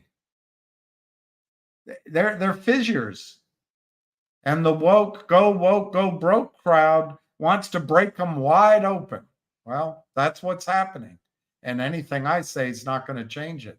Any argument you and I have is not going to change it. We just have to know it's coming. And thank God we don't have that orange man in office. Just be thankful for that when all of this comes crashing into our lives. But we've got to take steps, each of us, to be able to survive what's coming. Okay, China climate and the REEs. The ambitious goals set in the Paris Climate Agreement have put pressure on nations to seek and dedicate effort towards developing energy alternatives, many of which will rely on successfully exploiting new natural resources. Most notably, these will include rare earth elements, REEs, as an essential component in the most of the quote unquote green technology, which will fuel the campaign against climate change. REEs represent a global commodity value chain capable of rivaling petroleum and potentially threatening to erode U.S. hegemonic authority. The meteoric rise of China and its systemic long-term strategy to become indispensable to the global economy present numerous challenges to the established world order, including the nation's dominance, China's dominance of the REE value chain. By the way, that little company that I've told all y'all about, there's lithium in their hills. And the United States does have more of this rare earth elements than we acknowledge, but our drive to export our pollution to Asia and then ignore its consequences while we continue to consume the end products. Instead of the pollution happening in the United States, it happens over there. It still destroys the planet, but we can live virtuous lives here. Well, there's been a lot of economic regulation that precludes development of our own REEs, our own rare earth elements, but we have rare earth elements in North America, and we can fight back. It won't be right away. So China, through decades of careful maturation of the extraction, refining, and manufacturing processes, and with an economic system capable of dissuading international competition, has successfully ensured its near absolute monopolistic control over the, quote, fuel of the future, unquote. As of 2022, China accounted for 60% of mined production, 85% of processing capacity, and 90% of permanent magnet production. Considering the substantial investment and time required for the United States to catch up, coupled with the increasing international suspicion of the stability of age-old American institutions, go woke, go broke, and F it all up. International suspicion of the stability of age-old American institutions, the, quote, petrodollar might one day be replaced by a new fiat currency, one backed by the new critical natural resource, defined by the nation who controls it. In 2022, Larry Flink, CEO of BlackRock, concentration of wealth, control, non-democracy, predicted that, quote, the decarbonization of the global economy is going to create the greatest investment opportunity of our lifetime, unquote. And those companies, cities, and countries who fail to adapt will be left behind. Between now and 2030, the International Renewable Energy Agency, IRENA, asserts 5.7 trillion as the required annual global investment for the world to be on pace to reach the ambitious 2050 climate goals. And the associated shift away from fossil fuels continues to create market share prospects in the energy sector. However, neither the United States nor others in the modern industrial world are poised to compete with China for this exponentially expanding economic opportunity. And imagine the Trento mining deal, lithium and other rare earths going into GTII. Imagine if GTII hadn't accepted into its midst a guy there to queer the deal in a neutral sense of that word. Imagine.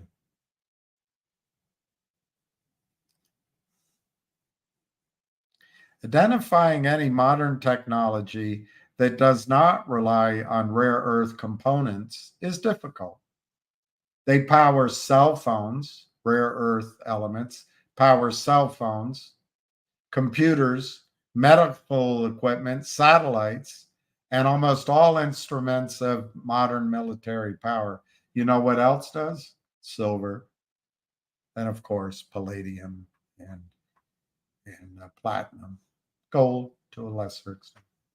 Predictably, the industrialized world has become utterly dependent on the uninterrupted supply of these minerals, unable to compete with operational costs and unwilling to tolerate environmental challenges. Western countries in the era of globalization have been complicit in China's steady development of its monopoly. And while this stands to have an impact on a wide swatch of economic sectors, one in particular remains especially vulnerable: the waning of oil. I don't buy that, by the way. I don't think oil's going to wane. The waning of oil and the dollar. In the decades following World War II, the rise of the G7 economies, which were the United States, Japan, and the EC, closely paralleled the rapid expansion of the automobile industry and access to refined oil. Historically, car companies have been responsible for 3.5% of the global GDP, a dramatically high stake for a single product.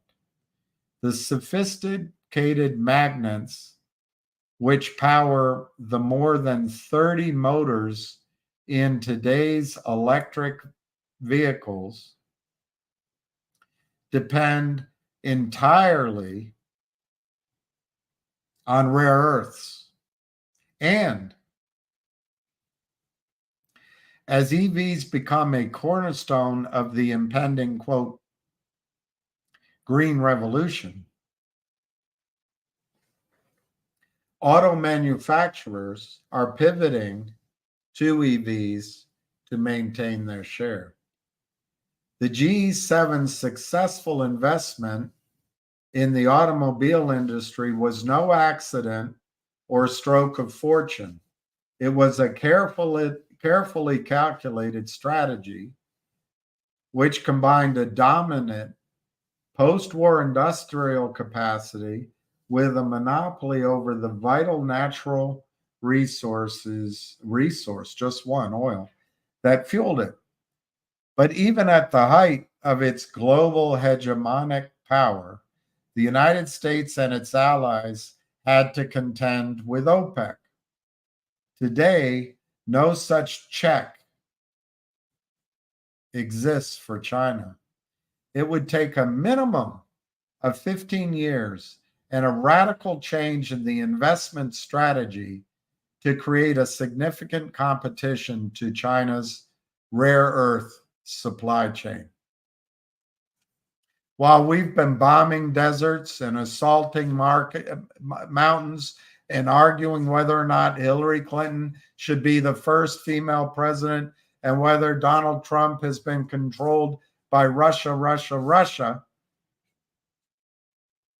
China has very focusedly set about its economic mission for the New World Order. Were we right? I don't know. I don't want to pick sides. All it is, I can tell you, is a huge experiment that the United States is make. Go woke, go broke.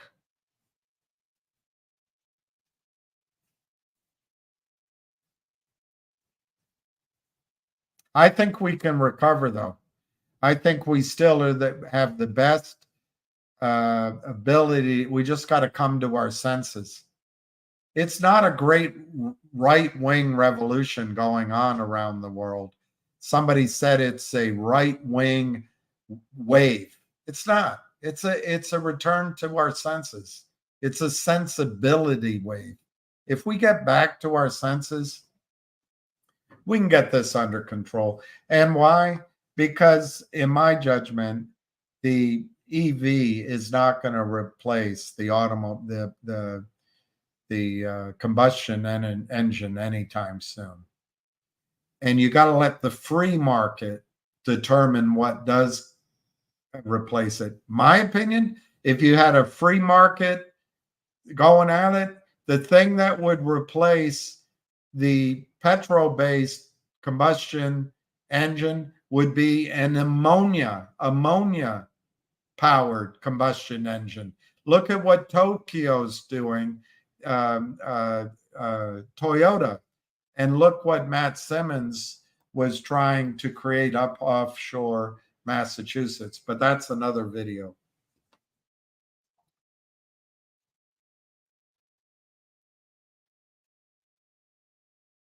Okay. So the United States, according to this article, it takes 15 years and a radical change in investment strategy to create a significant competition to China's rare earth supply chain. Even today, as the full pivot from oil dominance has yet to take effect, this is all smoking pot. This is dreamed up in the ivory towers and the mind of Larry Flink. It's the market is not ready for the pivot from oil dominance. You can say it, you can print it, doesn't mean it's happening. There's over 350 million automobiles in the United States. You can only replace 5 to 10 million of them a year, probably less than that. And you use oil to create each of those cars. We're not moving away from oil, not in your lifetime. Slowly, maybe, slowly, but not in your lifetime. But it's what we're reading, so it must be true, right? Larry Flink controls all of the media in the country. You watch CNN, you watch Richard Maddow, you read the Washington Post and the New York Times, and you believe what he says.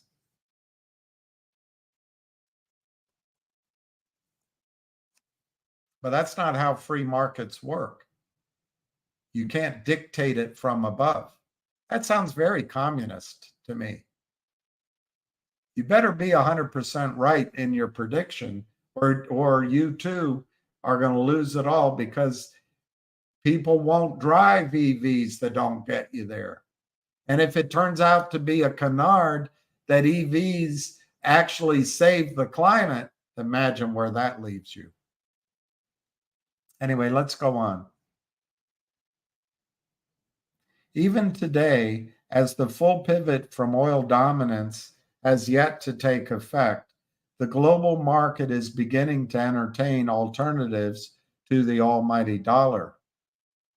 Go woke, go broke. Let's accelerate this, Victoria Newland says. Let's take that evil man. He manipulated the election and denied Hillary her rightful place as Madam President. Let's take Russia off the SWIFT system. Let's take Iran off the SWIFT system. Well, they've created a new system. We're getting our wish. You know, we asked for it.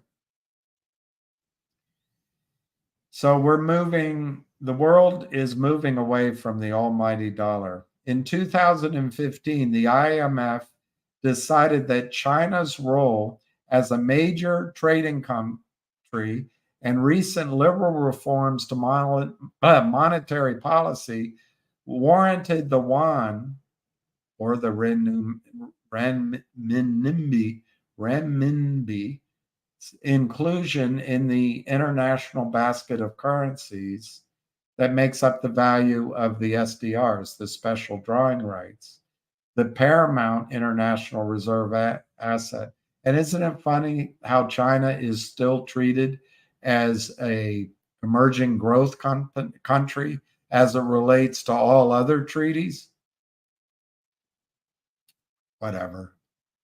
Keep voting for this idiocy, and we'll keep getting these results. And although the dollar maintains the lion's shares of the SDR value, a higher percentage of growth continues to encourage foreign trade and investment using the renminbi. In August of last year, I assume, because it doesn't give a date, BRICS voted on its first ever membership expansion, inviting Saudi Arabia, Iran, Egypt, Argentina, and the United Arab Emirates to join in 2024. Guess where we are? We're in 2024. As of this writing, Argentina has declined. That's pretty smart since they're kind of isolated down there in South America. And Saudi Arabia is still considering its options. Well, if you're Saudi Arabia, royal family, and you've got Victoria Nuland and Samantha Powers and a brain dead president, and you've got a vibrant Russian presence, and you've got two countries, India with large armies or China with a large army. You've got Russian weaponry, which blows American weapons out of their defensive capabilities, because we spent our trillions bombing deserts and assaulting mountains and putting 4-star general stars on hundreds of generals, expanding our woke military to the point of inability to do anything.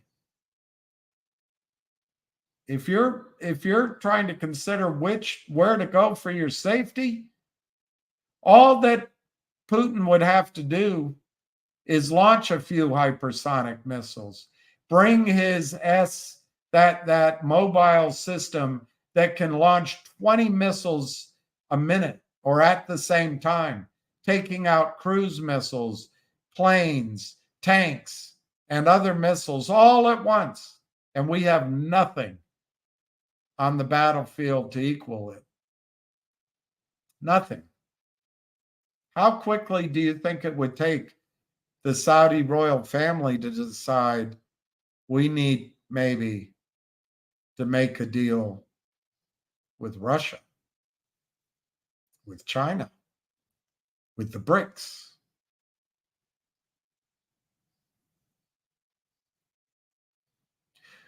Who gave Victoria Nuland and Hillary Clinton, for that matter, and Blinken the right to interfere with policy that's been in place for 50 years? Who?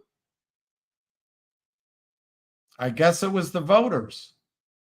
Hillary won the other election. Remember that we're not supposed to question the outcome of elections, but she won it by 3 million votes in California. Even though the Constitution calls for an electoral college system, it's clear she won it, and the Russians interfered. So ends justified the means. And this president, last time, late at night, 3:30 at night, all of a sudden he was the most popular presidential candidate in history because we have transparent elections. 83 million votes or more.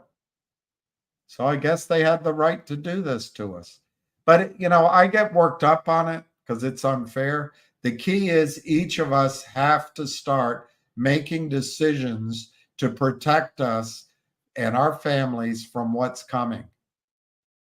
That's the core of my message. I don't care to get into a political argument, although I guess in a way I provoke it. But I provoke it to get you thinking. That's my motive. Start seeing what's going on. Stop listening to CNN and MSNBC and CBS.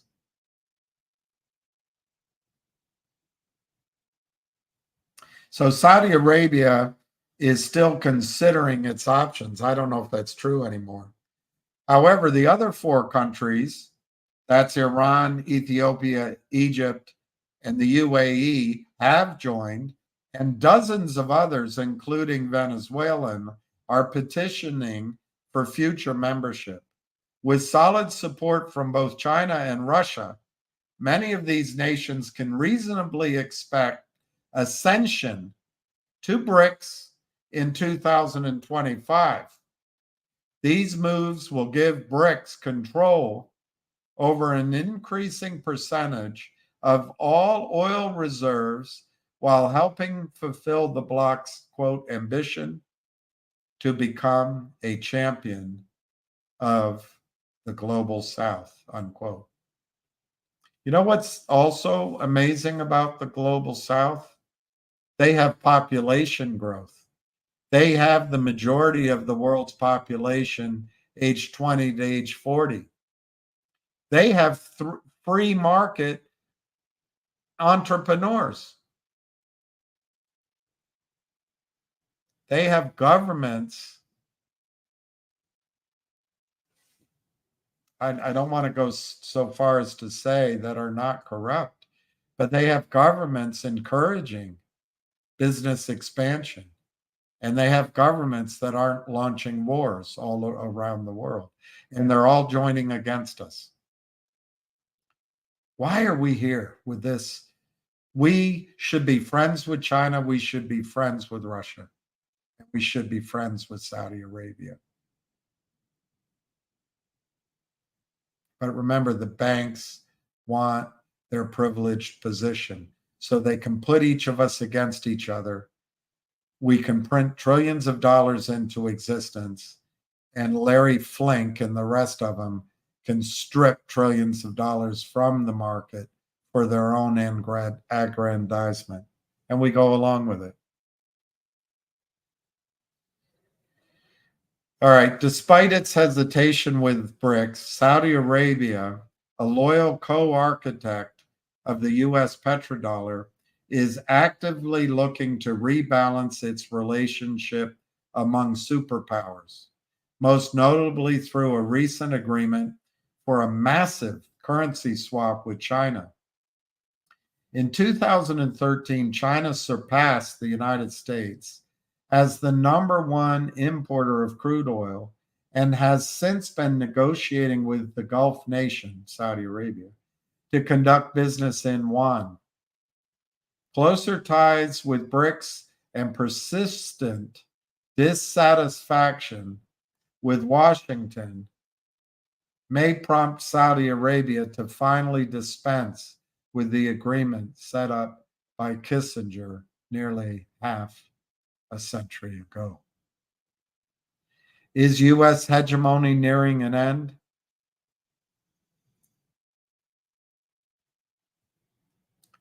With China eroding the foundation of the petrodollar and shoring up control of the next new top commodity, the question remains, at what point is the United States-led financial system truly at risk? The Goldman Sachs, the Larry Flink, the Ken Griffin, the Morgan Stanley-led financial system truly at risk.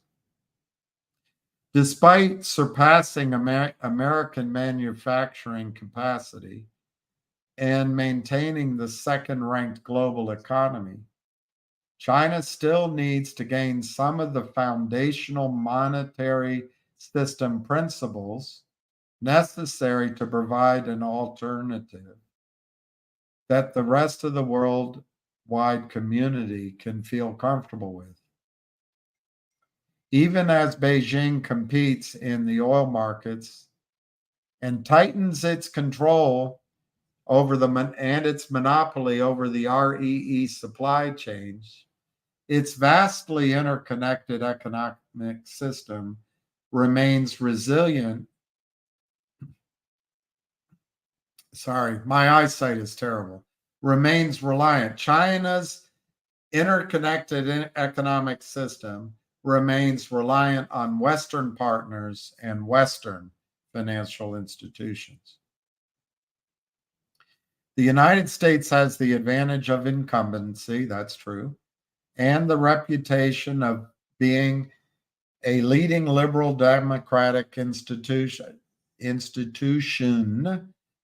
However, in an era of increasing political polarization and divisiveness, both in the United States and among its European allies, lack of cohesion and compromise limits the extent to which the West can counter the long-term strategies of potential adversaries. In his 2021 book, Principles for Dealing with the Changing World Order, another one of these white guys, the CEO of Bridgewater Associates, Ray Dalio, warns that with 40% of the US population believing that a civil war is possible, the legal security which underpins the dollar is losing luster. Look at what's happened.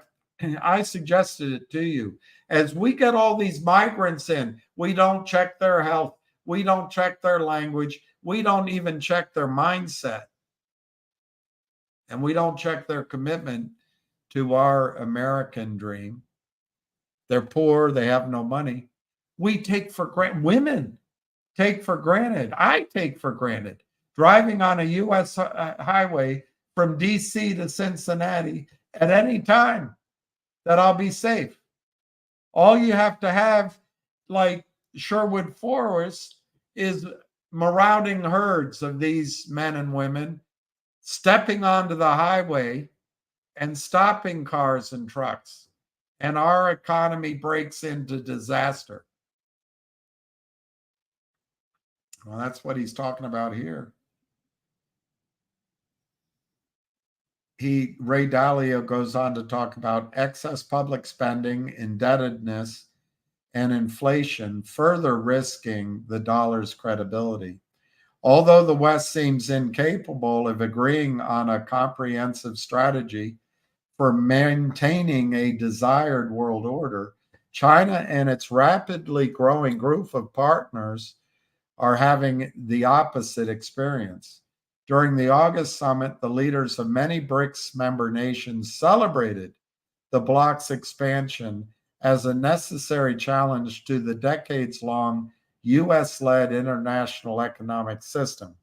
Working together, BRICS can create a global market which is independent and impervious to the effects of Western-initiated financial interruptions, fearing the power of economic sanctions, the likes of which Russia and Iran have long suffered. This group is fervently looking for alternative fiat currencies, even going so far as to suggest new hybrid fiat currencies. Considering the complexities of globalized international finance, however, only one reasonable option exists: the renminbi, the yuan, backed by a critical resource like the rare earth elements. although it's unclear who the Kissinger equivalent may be in the comparatively secretive Chinese government, it is apparent that someone looking to take a page from Kissinger's playbook will come from China, predicting and contributing to the impending fall of the petrodollar as it goes the way of the gold standard. China is carefully setting the conditions for the next big pivot to a new fiat currency. The mineral yuan, not the petrodollar, the mineral yuan. Without a dedicated effort to reinvest in the supply chain of critical raw materials like rare earth elements, the United States is at significant risk of losing control of its long-held dominant instrument of international economic power and authority.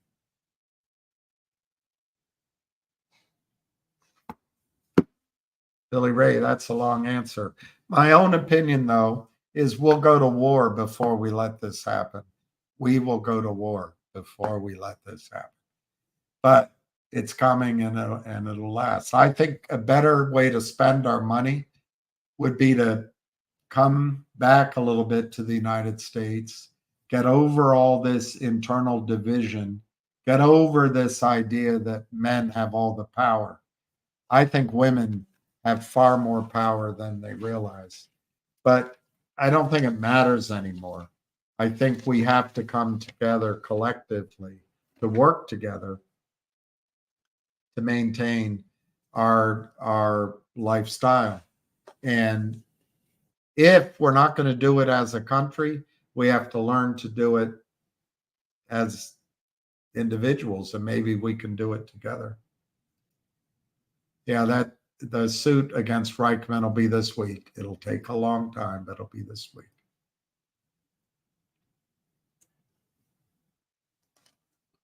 Has anyone asked for blue sheets? I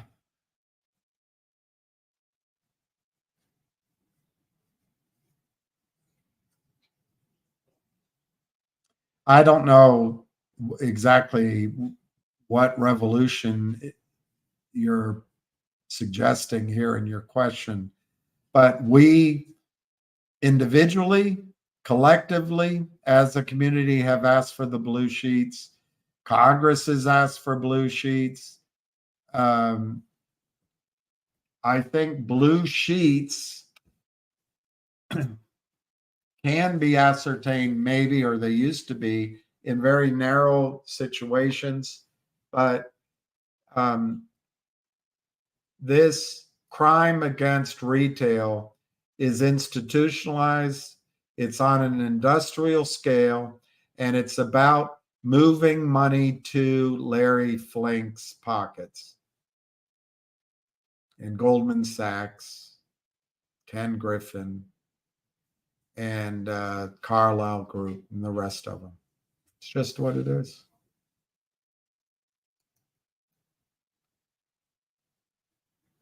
Robert, there's no way in hell the government can force a company to cover shorts. That's true. But you can get a lot of pressure that we're not going to investigate this affair you had when you were traveling to Thailand. Do you want your wife to know? We're not going to bring up your ties with such and such. We're not going to bring up the fact that you traveled to Epstein Island. I mean, there's a lot of ways that the government can enforce what it wants.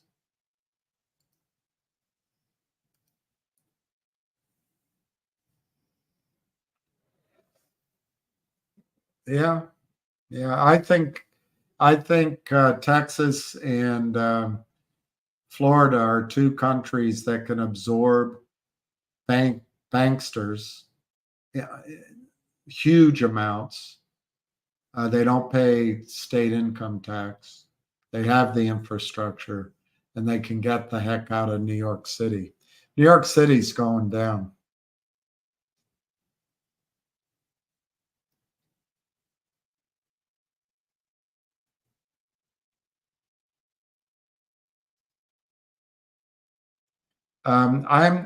I'm reading your comment as against my point, but maybe it's for my point. And do you remember MV Chair? That company that came up last week called Megatron. I think it's Megatron. But this MMTO, this LLC apparently might be trading MMTLP or might share the QSIP number with MMTLP. It's causing a lot of friction and panic. But my point, MMTLP, is this, MV Chair, is this Megatron LLC that's trading, or whatever it's called, is an example of if we seek public trading of MMTLP in any fashion, the system is going to screw us. Anyway, that's what I think.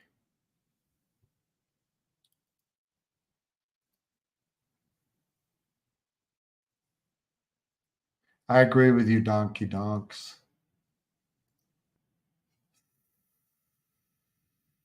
Need a new computer.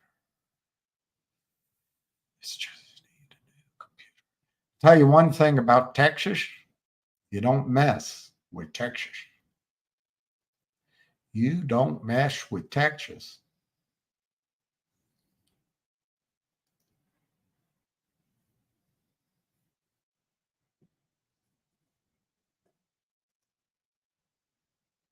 Earl.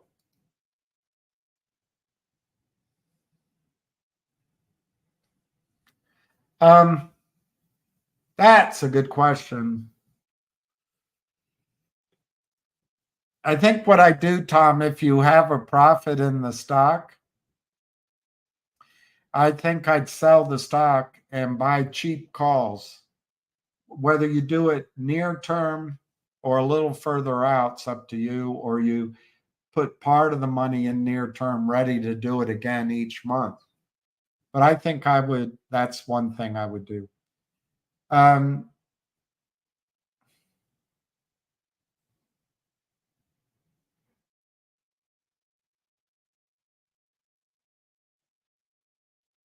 going to guess, Tom, the stock can still go higher. But there's no question this is like albatross around their neck. It is a shelf registration, so it could be just in place in case the stock price goes up. There are pressures on DJT, including a massive short position. It may be just like with GME, because I think GME was coordinated. I totally believe it was coordinated. That they ran this price of GME up to what, $60, $70, $80, and then they dropped it down. They may have a plan to run DJT up and then sell stock, and then it'll come back down. I wouldn't give up yet on DJT, Tom, but maybe shifting your capital away from being all invested in the stock and then just having a tiny sliver of it in call options, which can go to zero, but also can give you the same bang for buck in the next 30 days, 60 days, 90 days. That might be the way to do it.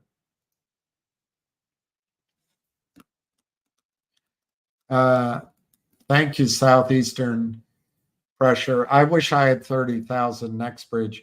I could have had that much. I mean, if I had hung on to my torchlight, if I had listened to my friend I could have 40,000 shares for the amount of money that I have in NextBridge, but I have 10% of that,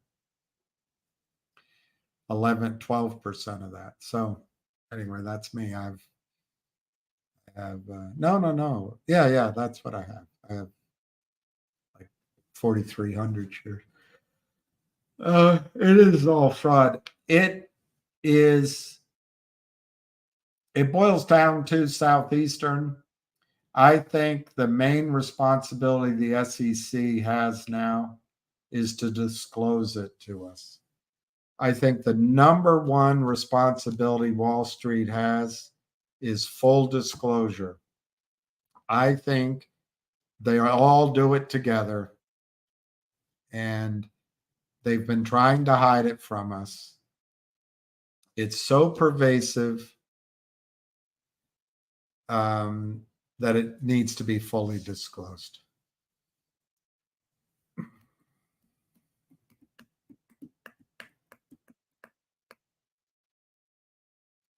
Well, DA, I have my paper certificates here.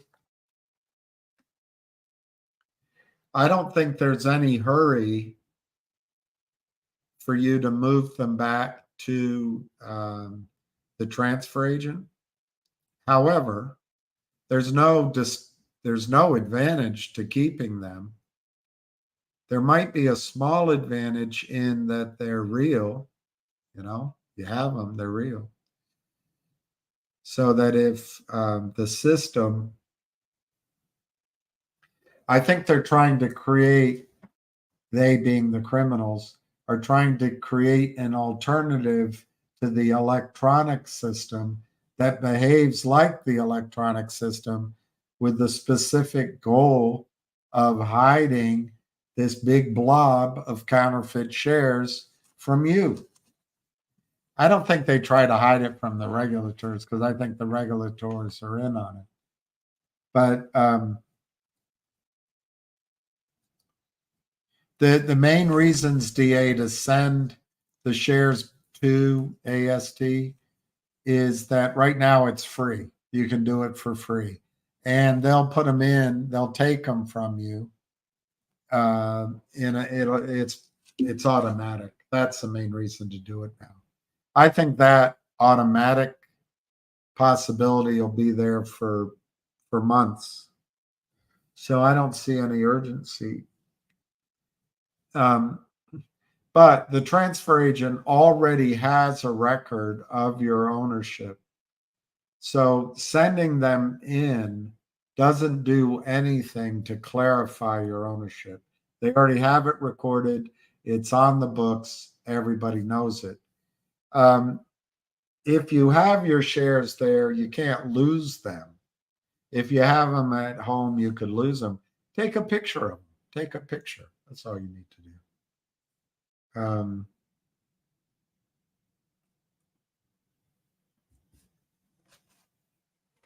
There's no harm, DA, in sending them in. I'm not sure why I haven't done it yet, but for me, it's a visual prop. I can show you my shares. But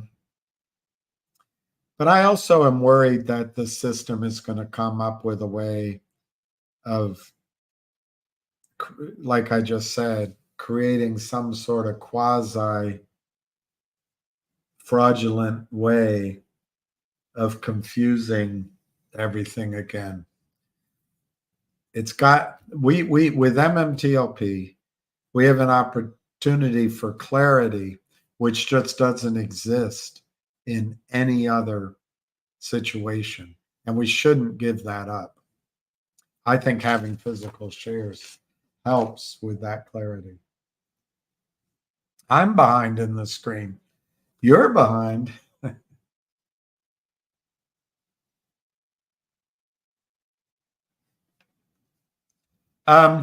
Columbia bound. Let me just test your theory. Let me just test your theory. You might be right, Columbia bound. But um,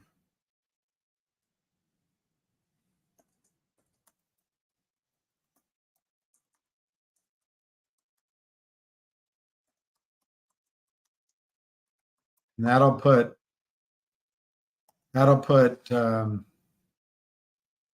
egg on my face.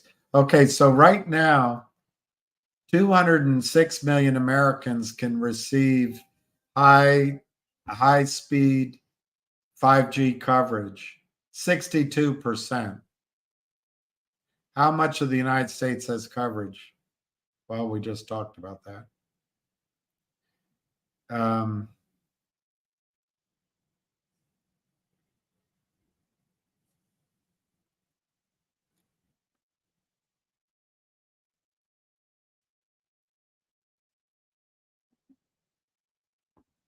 AT&T covers most of the country except the west, west of the Mississippi and before. Let's look at T-Mobile. T-Mobile's same. Verizon, same. I wish I had a better computer. I could do this with you.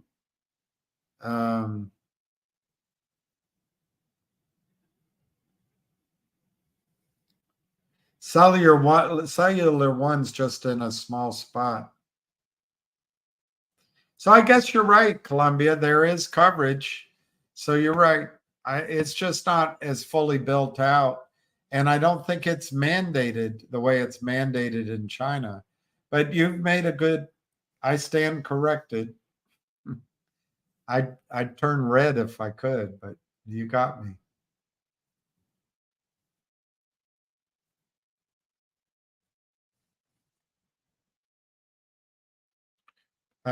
If a company does a forward split and you're long the stock, are the new shares considered long or short? Well, they're in your account, they're long. In the counts of the prime brokers and the people who sold the stock to you, it's potential they have short positions. But they hide all that data from us. They have undelivered. They've just compounded their problem. But I don't know. It doesn't seem to make anything happen. I know I got to get platinum. Oh, Eddie, is Logic up? I didn't notice. It had no bid earlier. There was no bid in Logic before. You're right. Logic is up 33%. It's 0.02. Well, now it's 0.0184. As soon as I look, they drop the bid. Kodak's up. All right, let's get going. I'm feeling hungry, peckish. I'm feeling a bit peckish, so I'm going to end at 3 o'clock.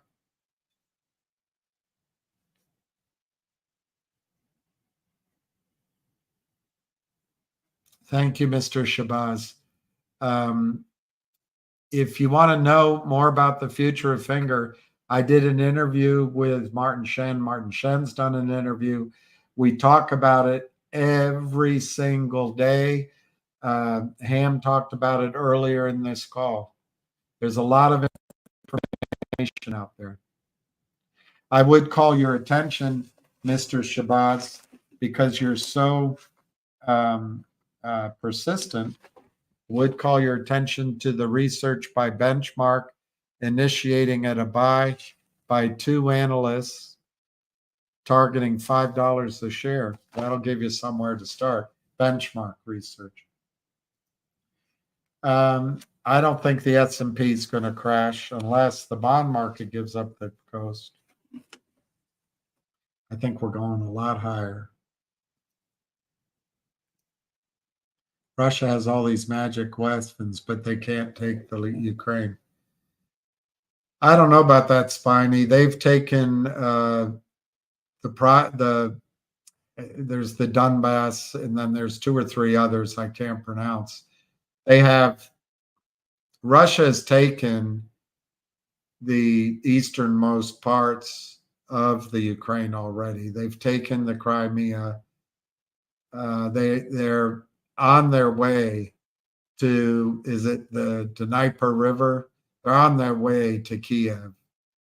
They've taken out all the power. 500, 600 Ukrainian soldiers have been slaughtered. And they've taken out the tanks that Germany has sent in. They've taken out the tanks the United States has sent in. They've taken out the tanks that the United Kingdom has sent in. I think the only reason that they haven't taken Ukraine is because of Putin's careful approach to the situation. But I guess that's a difference of opinion. What you'd like to see is the complete annihilation of Ukraine on the news, so you knew Russia took it. Well, that runs the risk that we come and annihilate Russia. So I think they're going slowly to prevent the launch of nuclear weapons. But make no mistake about it, Russia is in full control of vast parts of the Ukraine. They're about to have more. There is no effective government in the Ukraine. There is no power in the Ukraine. There is no food production in the Ukraine. The Ukraine is going to have an extremely difficult winter if they get that far. Russia is winning in the Ukraine. NATO is not, and the United States is not. Hey, Donna.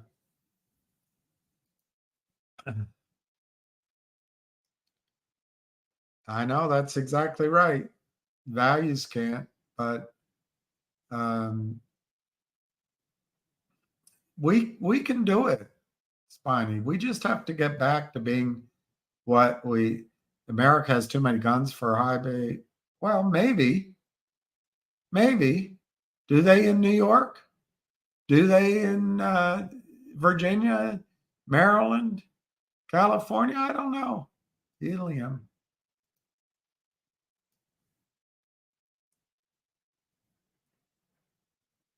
All right, I'm going to skip through these because I got to quit in 12 minutes. Are they still pushing for the blue sheet data, or is this over? I don't know. Look, Sideshow. DJT filed what's called a shelf registration. One of the things, Sideshow, that everyone is so thrilled with GME is that GME sold stock when the stock price went up. And now one of the great things is GME is going to have $3, $4, $5 billion in cash. Well, the fact is the company cannot sell shares to the public markets unless they have previously filed with the SEC. The criminals can sell stock at any time because Gary Gensler doesn't enforce the rules, because Gary Gensler is captured.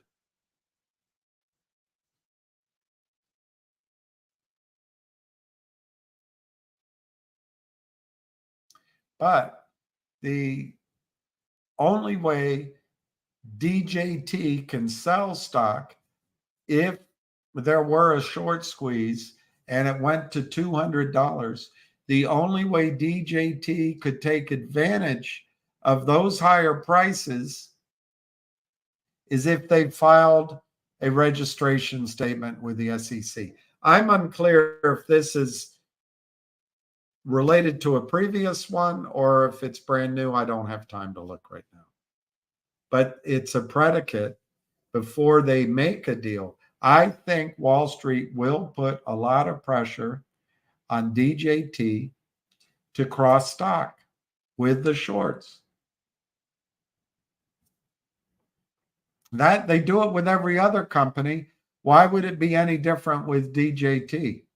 They did it with MMTLP. They did it with GTII. They tried it. They're apparently trying it with Finger now. Why would DJT be any different?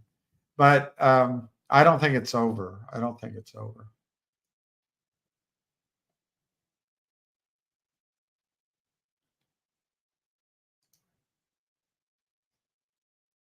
Yeah, that's up. Let me see where the price is. It's right at resistance, Vin. But it's a really good sign. It's a really good sign. It's not particularly high volume, but it should be on your radar, right?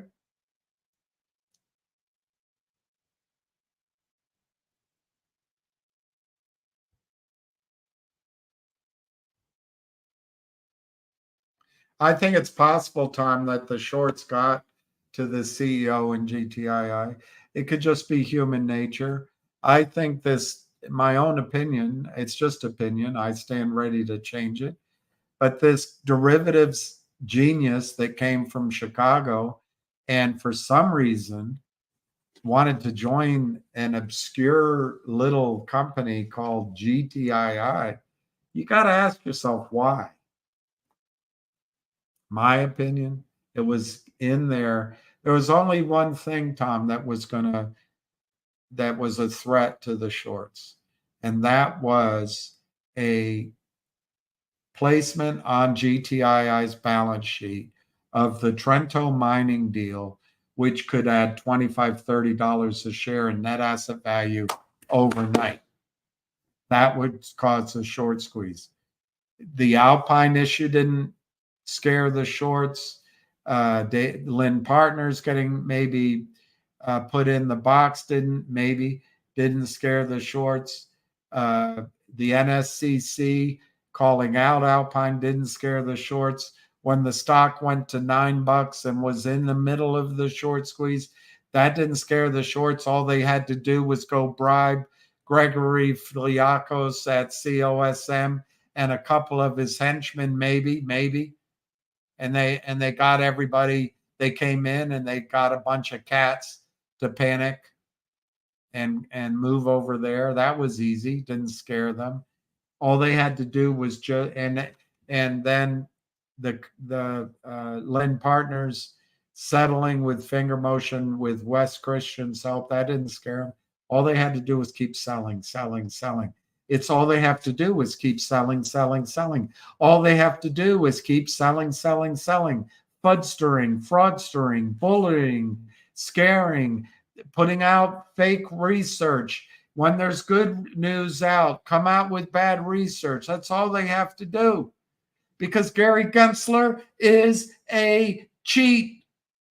He's dishonest. He's captured. Everything on here is in my opinion and in my judgment.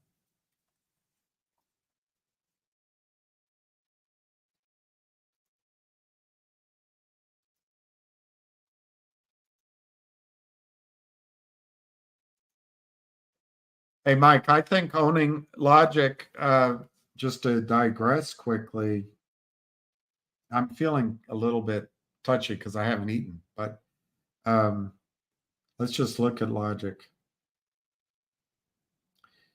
The volume, Mike, is almost 400,000 shares. The stock's up 33%. They're playing with the bid. And that just leads me, I have no idea, Mike. I have no idea. But that leads me to believe that something's about to be announced and somebody knows something. My guess would be because of the news we've gone through before, this news, this one deal is worth 6 cents a share, and it's a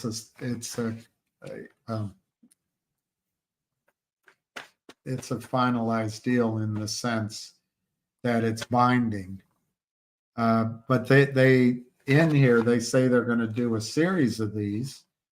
This one is going to complete by the end of July.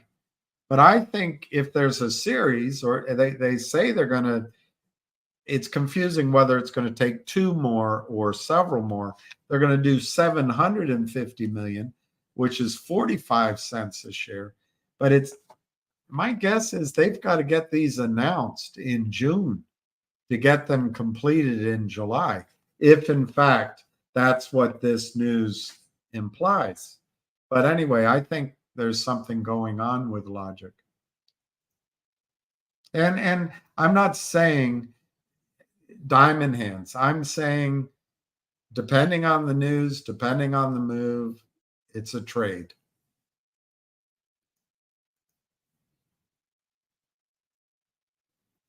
Hey, Basamo, welcome back. Thank you for joining. Sorry, I'm hangry. I guess that's the word. No. These two cost me, one cost me $60 and the other cost me $80. You can argue that they should be free or not, but I used to keep, and I maybe still have it here somewhere, the envelope that came from FedEx. And there was a shipment that went to DTCC. So as far as I can tell, E-Trade had to send something to New Jersey by FedEx, and then it came from New Jersey to me by FedEx. $60 or $80, maybe you want it for free, but to me, that means I paid for the FedEx. That's worth it.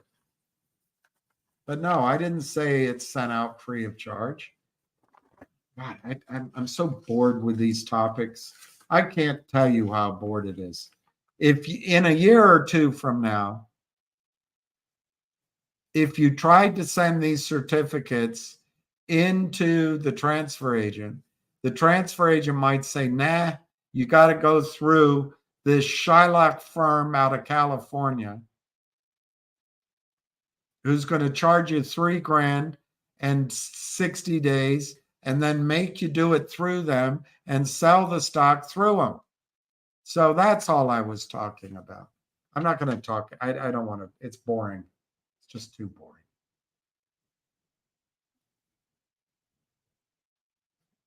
That's a good point, Red Pepper Ronnie.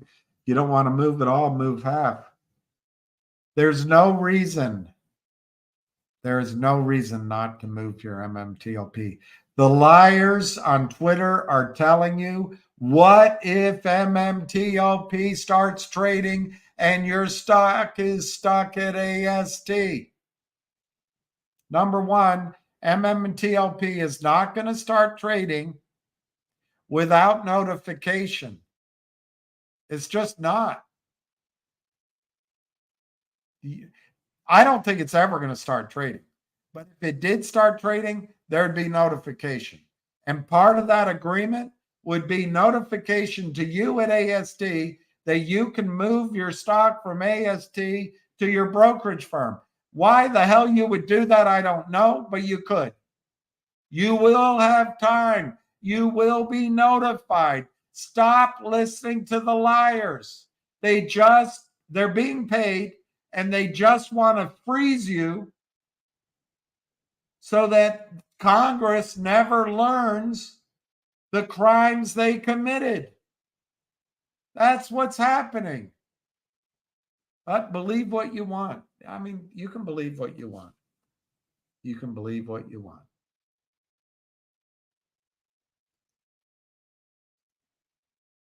Hey, Red Pepper. Thank you for Lucky, poor guy, last night. I don't know DEFTF. That's interesting. And TPL. Those are both interesting. That's pretty funny, Deacon Blues. I don't think it's over with. I don't think it's over with. I'll look at it when I hang up to now. I'm just too hungry to look at it. I need to eat something. But I'll look at it now, and maybe I'll talk about it. Maybe I'll have a video. But yes, I'll look at it. For sure, I'll look at it. For sure, I'll look at it. Let's look at, it's 3 o'clock. Let me look at some of these quotes. Logic is still up. That's pretty exciting. 33%. Wouldn't that be fun? The one I can't talk about is up 7%. It's not that I can't talk about it, it's that I agreed not to. DBMM's down a little bit. Kodak's up 18 cents. This one, RCRT, is up 1%. But man, it got up to 228. I guess it didn't break through. You remember the chart on RCRT I was showing you? This one. This one. It's trying to break through there. That's a really fat line, I know. But somewhere between 225 and 250, if it breaks through that line, I think it's going to be Katie, get up and bar the door. That's what I think. Let me see what else is trading. Finger motion is up 9 cents to 2.99. GTII is 9 cents basically, but the bid is 0.0821. They promised a couple weeks ago to get it down, and I'm sure it wasn't collusion. This one that Ham's daughter is in is at 122. DJT is down 3. See, I forgot who asked me. I would say if, let's say you bought the stock at 25, it's 42 now. I would take advantage. You're never going to get it perfect.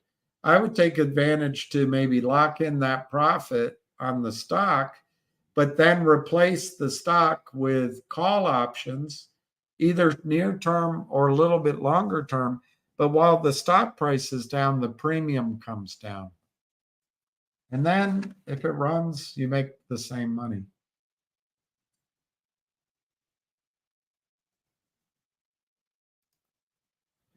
Yeah, I started doing these because I just make so much money out of it.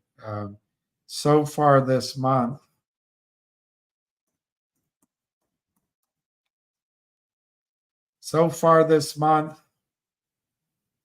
I am up to $170. Yay, $170. Yay. How much do you get? I bet the fact that I've responded to you today as many times as I have, you're probably already making more money from your hedge fund employer than I've made. $7 a hit, $7 a comment, $7 an eyeball. You probably already made more today than I've made on YouTube. But I really wonder why. My biggest thing is to drive you into the poorhouse, or at least so that you have a change of heart and you stop defrauding the retail investor. That's what my biggest goal is. All right, everybody. I'm going to sign off. I wish everyone the best. Let's pray for peace around the world. Let's hope there's some good news on all of these. I will reiterate what Junk Savvy said. It was compelling to me, is the idea that Roaring Kitty is going to let E-Trade exercise the calls. That's very intriguing to me. But let's leave it at that. I wish everybody good luck. Thank you for joining in. I'm sorry I got a little bit. I should have eaten before I started, but Ham wanted me to go. So anyway, peace, love, happiness, and we'll catch you on the flip side.